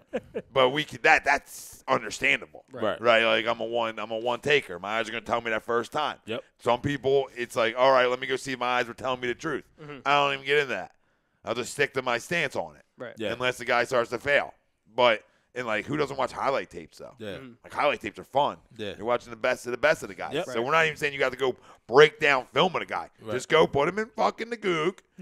All right, you're gonna get YouTube. or The Get the YouTube. Utes. You're on YouTube already, The Kyle. YT. And put in Josh Jacobs highlights, and we'll go from there. Because I'm going to do it right now. Because now I'm excited. Now I need to know. All right, while other guys are talking, I'm going and now I'm Trust doing me, my homework. and he wasn't on the field when Tua was getting lit up by Clemson. And No. That was all Damian Harris. Yeah. What does getting rung up for how many points have to do with a running back? Yeah. He doesn't play defense. Remember, it fits But again, narratives. these are the guys that also said that Nick Foles won the Eagles so many games when the defense was the one that was winning them. So Yeah. these are these guys. Nope. Jake, anything for no huddle? Not really. We basically covered everything that I Okay. pretty much had in mind. So Oh wait, no, Bruno doesn't have a that's it. He got does. anything? He does catch the football like a wide out. Yep. Dude, he's he my god. sees it in. He sees it. He can Yep. adjust midair, No, like and you this is- said. And if you tell me this isn't fast, this is against Auburn. If you last want- time I checked, they're pretty fast. You know what I love about him too. He is probably the toughest runner you He will wants see to in this run draft through class. you. Watch. He wants to Well, run. no, I You want see to what rewind he this. said? You Rewind see- this right here. Right. Look at the patience. Patience. Hit it. Boom. Right upfield. Boom. He Patience. will lower Look at his the patience. shoulder. Look at the patience. That step is And quick. boom. That step is And quick. that burst to the outside. That's like Dude, we're not rating the there's- guy over 40 yards. We're rating him. Look at that! Look at he went flying. Oh my gosh! Like, don't tell me this kid doesn't have it all. He absolutely has it all. Look at the hands. Patience. Boom. Le'Veon Bell hands, by the way. Dude, his hands are pure. They're They're soft. Le'Veon Bell. They catch with the Boom. hands. Everything's with the hands. Burst, Nothing gets into the 10-yard body. split. I don't care if that's a 4.6 long speed. That burst, the 10-yard split. Look at that! I'm Look gonna at that tell you, burst! I Look got at that enough. burst! Enough. You know what it reminds me to? You know what it reminds me of? I'm gonna tell you. That's all I need to say. A little Le'Veon Bell in him. Yep. All right. Yeah. And a little. Yeah, and yeah. when I say a little Le'Veon Bell, a little patience with the feet. Feet work well. Right. Yes. All right. Doesn't need, and the stiff arm. The stiff arm is his big go-to. His stiff arm, he gets a lot of work with that. You can see him create a lot of separation, yards after contact with stiff arm. I watched fucking 5 plays, okay? And I watched them all year because I'm an SEC junkie. This is why we've But been that's- beating but- it for him. But beating that's the drum, 5 man. plays, and you can watch him catch the ball twice and say, that's a guy catching the ball with his hands. Right. One's like a fly route down the seam, and the other one's right out of the backfield, which is really the hardest. But the easy one's the hardest one for a lot of these running backs. And that's that, boom, here. Yeah. Right? Create it. Create it. And the highlights you just watched, some of those were against Auburn in the Iron Bowl. Yeah. And remember, they're gonna load the box in college. Yeah. In this offense, he's gonna see a lighter box. Yes. With a better offensive line. Right. And keep this in mind too, and something that's been kind of getting on my nerves too, because when I was talking about Tevin Coleman and comparing guys, there's a difference between running backs who can catch like a Corey Clement who's solid out of the backfield, and a guy like LeVeon Bell and Josh Jacobs who can run routes as a wide receiver. Because just because you can catch a swing route or a screen pass, that's good and all, but it's a whole nother thing when you can be split out wide and you can be put in the slot and run post routes, run out routes, like a freaking wide receiver and catch with your hands. There's a difference. There's so many box score scouts out here that will just look at, Mark Ingram, he had so-and-so catches. He's as good as a pass catcher as Tevin Coleman or as Le'Veon Bell. No, he's not, because all his passes are on the flat or short, close to the line of scrimmage. He doesn't run routes like they do. So there's a difference in a running back's receiving ability. You watch Josh Jacobs, he can run those routes. I give you he can another absolutely name. Run those routes. Kamara is absolutely another dual threat. I mean, it's very similar, not only just Le'Veon, but it's very similar to Alvin Kamara as well. Yeah. And now, if Alvin Kamara was in this draft when it's very thin at running back, he goes in the first round. I love Kamara. But the reason why he was in the third round is because deep class. It was a very deep class. Very deep class. I mean, I see the comparisons between Jacobs and Kamara.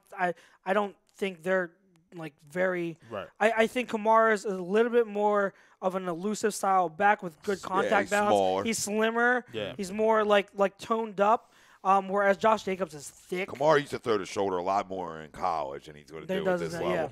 Let's get to your no huddle. My no that's huddle going to tie right into mine. So we'll so double dip for off all of this. those in the family, even on Twitter, who were saying they were going to boo Trout or was mad at Mike for signing the 10 years, what we found out to be $360 million extension, cool out.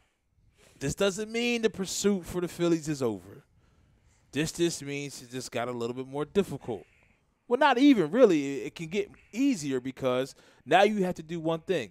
John Middleton, Matt Klentak, if they want them in a couple years, maybe a year and a half, you got to back up the farm system and say, which one do you want? Which girl do you want? Yep, you're cooking everything tonight. Empty the cupboard. You know what I mean? It gave me all the ingredients. I want a 6-course meal, maybe a 7-course meal with a cherry on top for dessert, creme brulee or something. You just give it to them all, you know, because now the Angels had to do this to save face because they couldn't just let him walk in free agency without putting an offer out there. Right. Even if he did, they were going to put whatever the number was that they offered, they're going to put the offer out there. So when you see that now that the Angels stay face, they can now have an excuse to move on from him. Right. Now, that can still happen. That can happen for the Yankees. That can happen for the Red Sox. That can happen for the Phillies. I mean, it really can happen for any team if they really want him bad enough. Right. And now you don't have to go through a whole bunch of other suitors to get it. You know, because he has a no-trade clause. So this is the deal. This is where you want to go. Yeah, guys waive that all the time, too. You know what I mean? So it can happen. Just don't get discouraged. I mean, we all want him here. And I heard the most ludicrous thing I heard was he signed a contract now saying that he doesn't want to win. Right. What are you supposed to do? Like Tom said, the MLB Player Association is not going to let you walk away from a $360 million deal. No, his agent should just be fired. You see what I'm saying? So that's all. That's my note. Just breathe, people. RELAX. Relax. And mine ties right into the same thing. It's Trout. He should fire his agent. He should have fired him the second that deal signed. Because that deal should have been 10 years and over $400 million. Without a doubt. And especially in the L.A. market, in the L.A. taxes, California taxes, that's a flat-out fucking disgrace. And he should be fired. And for the beat writers and the Nightingales and the Jeff Passans of the fucking world, okay, when you put out the contract details, okay, for the rest of the world to see, you can't add in the 2 years that he's already signed there. Yeah. That doesn't fucking count. So you're going to put out 12 for $430, right? That's not how much the deal is. So now it looks good. And looks like you got this big-time deal when, for the best player in baseball, granted it's the highest, most money ever in sports, it's a fucking shit deal. Right. It's not. That's not a good deal. That's a shit fucking deal. That deal should have been over $400 million to make up for the California fucking taxes. Wake the hell up, okay? And if I'm him, I'm gonna be bitching about this deal in 2 years. Yeah. So now you got to sign it. Right. You don't have a choice. So you're gonna boom him in Eagles games, or Carson can't give him the That's game so ball anymore. petty. That is petty. That is so bad. I don't follow You think football. he's ever but gonna? that's so then you think he petty. would? You think then the guy would then, if that happens, then so wake up when you go to games next year. You think then he's gonna waive his no trade to come here if he gets booed at Lincoln Financial Field? Right. Use your head, people. Think, down. because that's all on him to waive that no trade. Yeah. He don't owe us nothing. Nope. We're the ones who didn't draft him. Right. We could have picked him. We're one of the scumbags that made him wait. That made him wait. If you wanted him, you should have got him then. So where were all you fucking idiots on draft night begging for him? Because you didn't have a clue about him. That's where you were. That's where you all were. And now you want to blow the guy now because he's from Millville. Hey, man. I work near Millville. Really? I think so. Wait, where's Millville? South. South. Yeah. I work near. I work in Malca Hill, so it's further. It's further south of that. That's further south than. I'm west of Millville, so That's why the dog likes to hunt, because he's that dude. He's just Oh yeah, out there. and he's right by Carson. He's in Carson's near my job too. I think he lives in Woodstown. what's that? There you go. Possible. I've seen them both. They go Deptford. all go to the same barbershop I go to.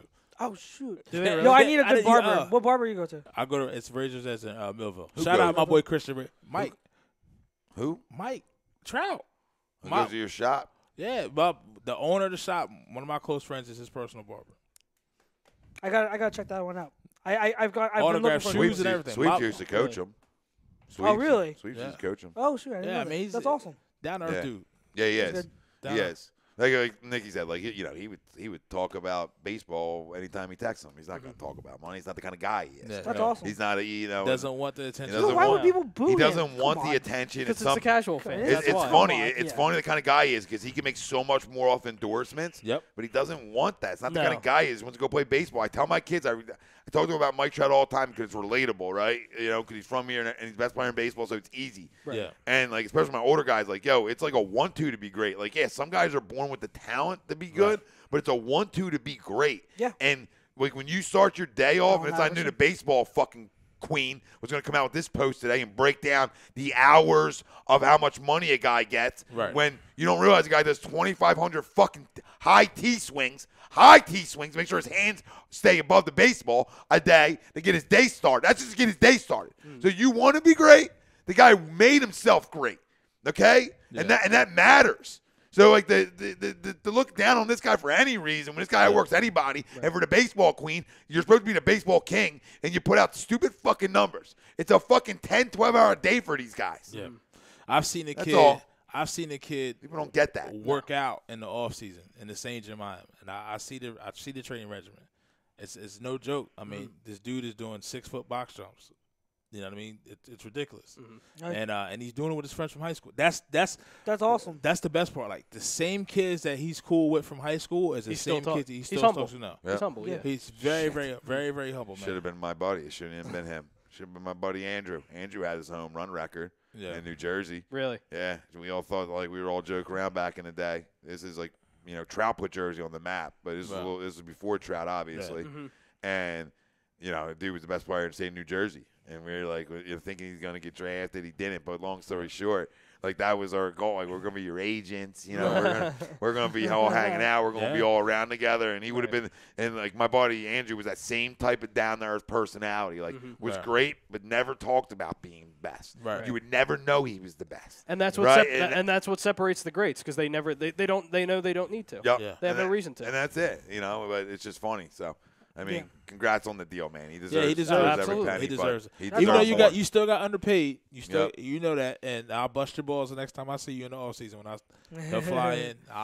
It's nothing, man. It's just when I see him, it's just like That's awesome. That's it. You should have got $400 million. Yeah. That's it. And now you got to tell him, like, yo, you know Sweeps. You know me. Now that you got to come do a show with us one day.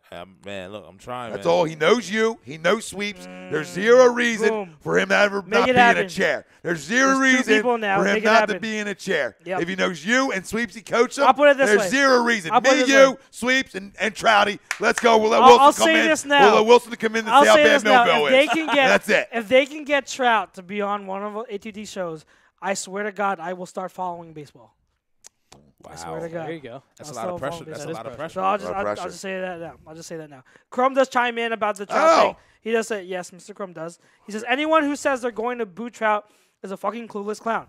He owes us nothing. He made a commitment to the organization that drafted him and developed him.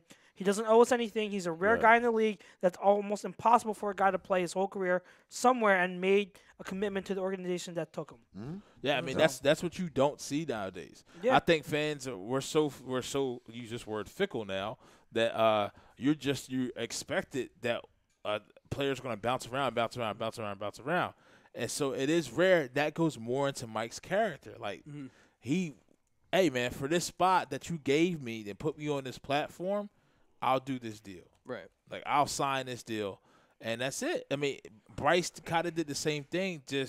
But literally, Bryce is going to be playing his whole baseball career in 2 cities that he did the same thing. 90 minutes away. Because Washington lowballed his ass. Yeah. If Washington would have guaranteed that, not guaranteed it, if all $300 million would have been up where it should have been and not $100 million deferred money, then he probably would still have been in Washington. But the reason they wanted to defer $100 million to him until he is 60 freaking years old is the reason he's like, I'm not paying taxes on shit that I should have got paid for 30 years ago. Yeah. Get the fuck out of here. Yep. But, fam, happy birthday to the Cromer.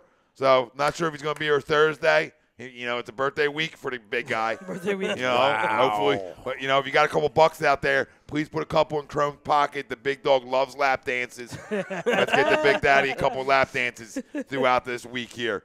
It's been a fun show. Birds of a feather. Awesome, ATD guys. Radio. Thank you so much for joining me on the couch. I didn't have to do another show by myself. Yeah, we'll never let that happen. Right. That's happened before. We come in. We swarm in. Yes. All right? Come in hot. Not all heroes wear capes. Obviously, because none of us are wearing capes. No. Birds of a Feather, ATD Radio. For Tom Arnone, Pete Evans, Charles Moranin, Jake Field, Ryan Broad on the 1s and 2s. Family out there joining us. We love you. Fucking go Sixers. Big one tomorrow night. Celtics, 7 p.m. Let's go eat. Tomorrow night you got the fix. You got shows all fucking week. Okay? I don't got to keep telling you guys this. You know where shows we'll every be at. night. Every night. Subscribe. Turn on your alerts. You get the alerts when shows go off. That's all you need to know. Yep. We at. All right.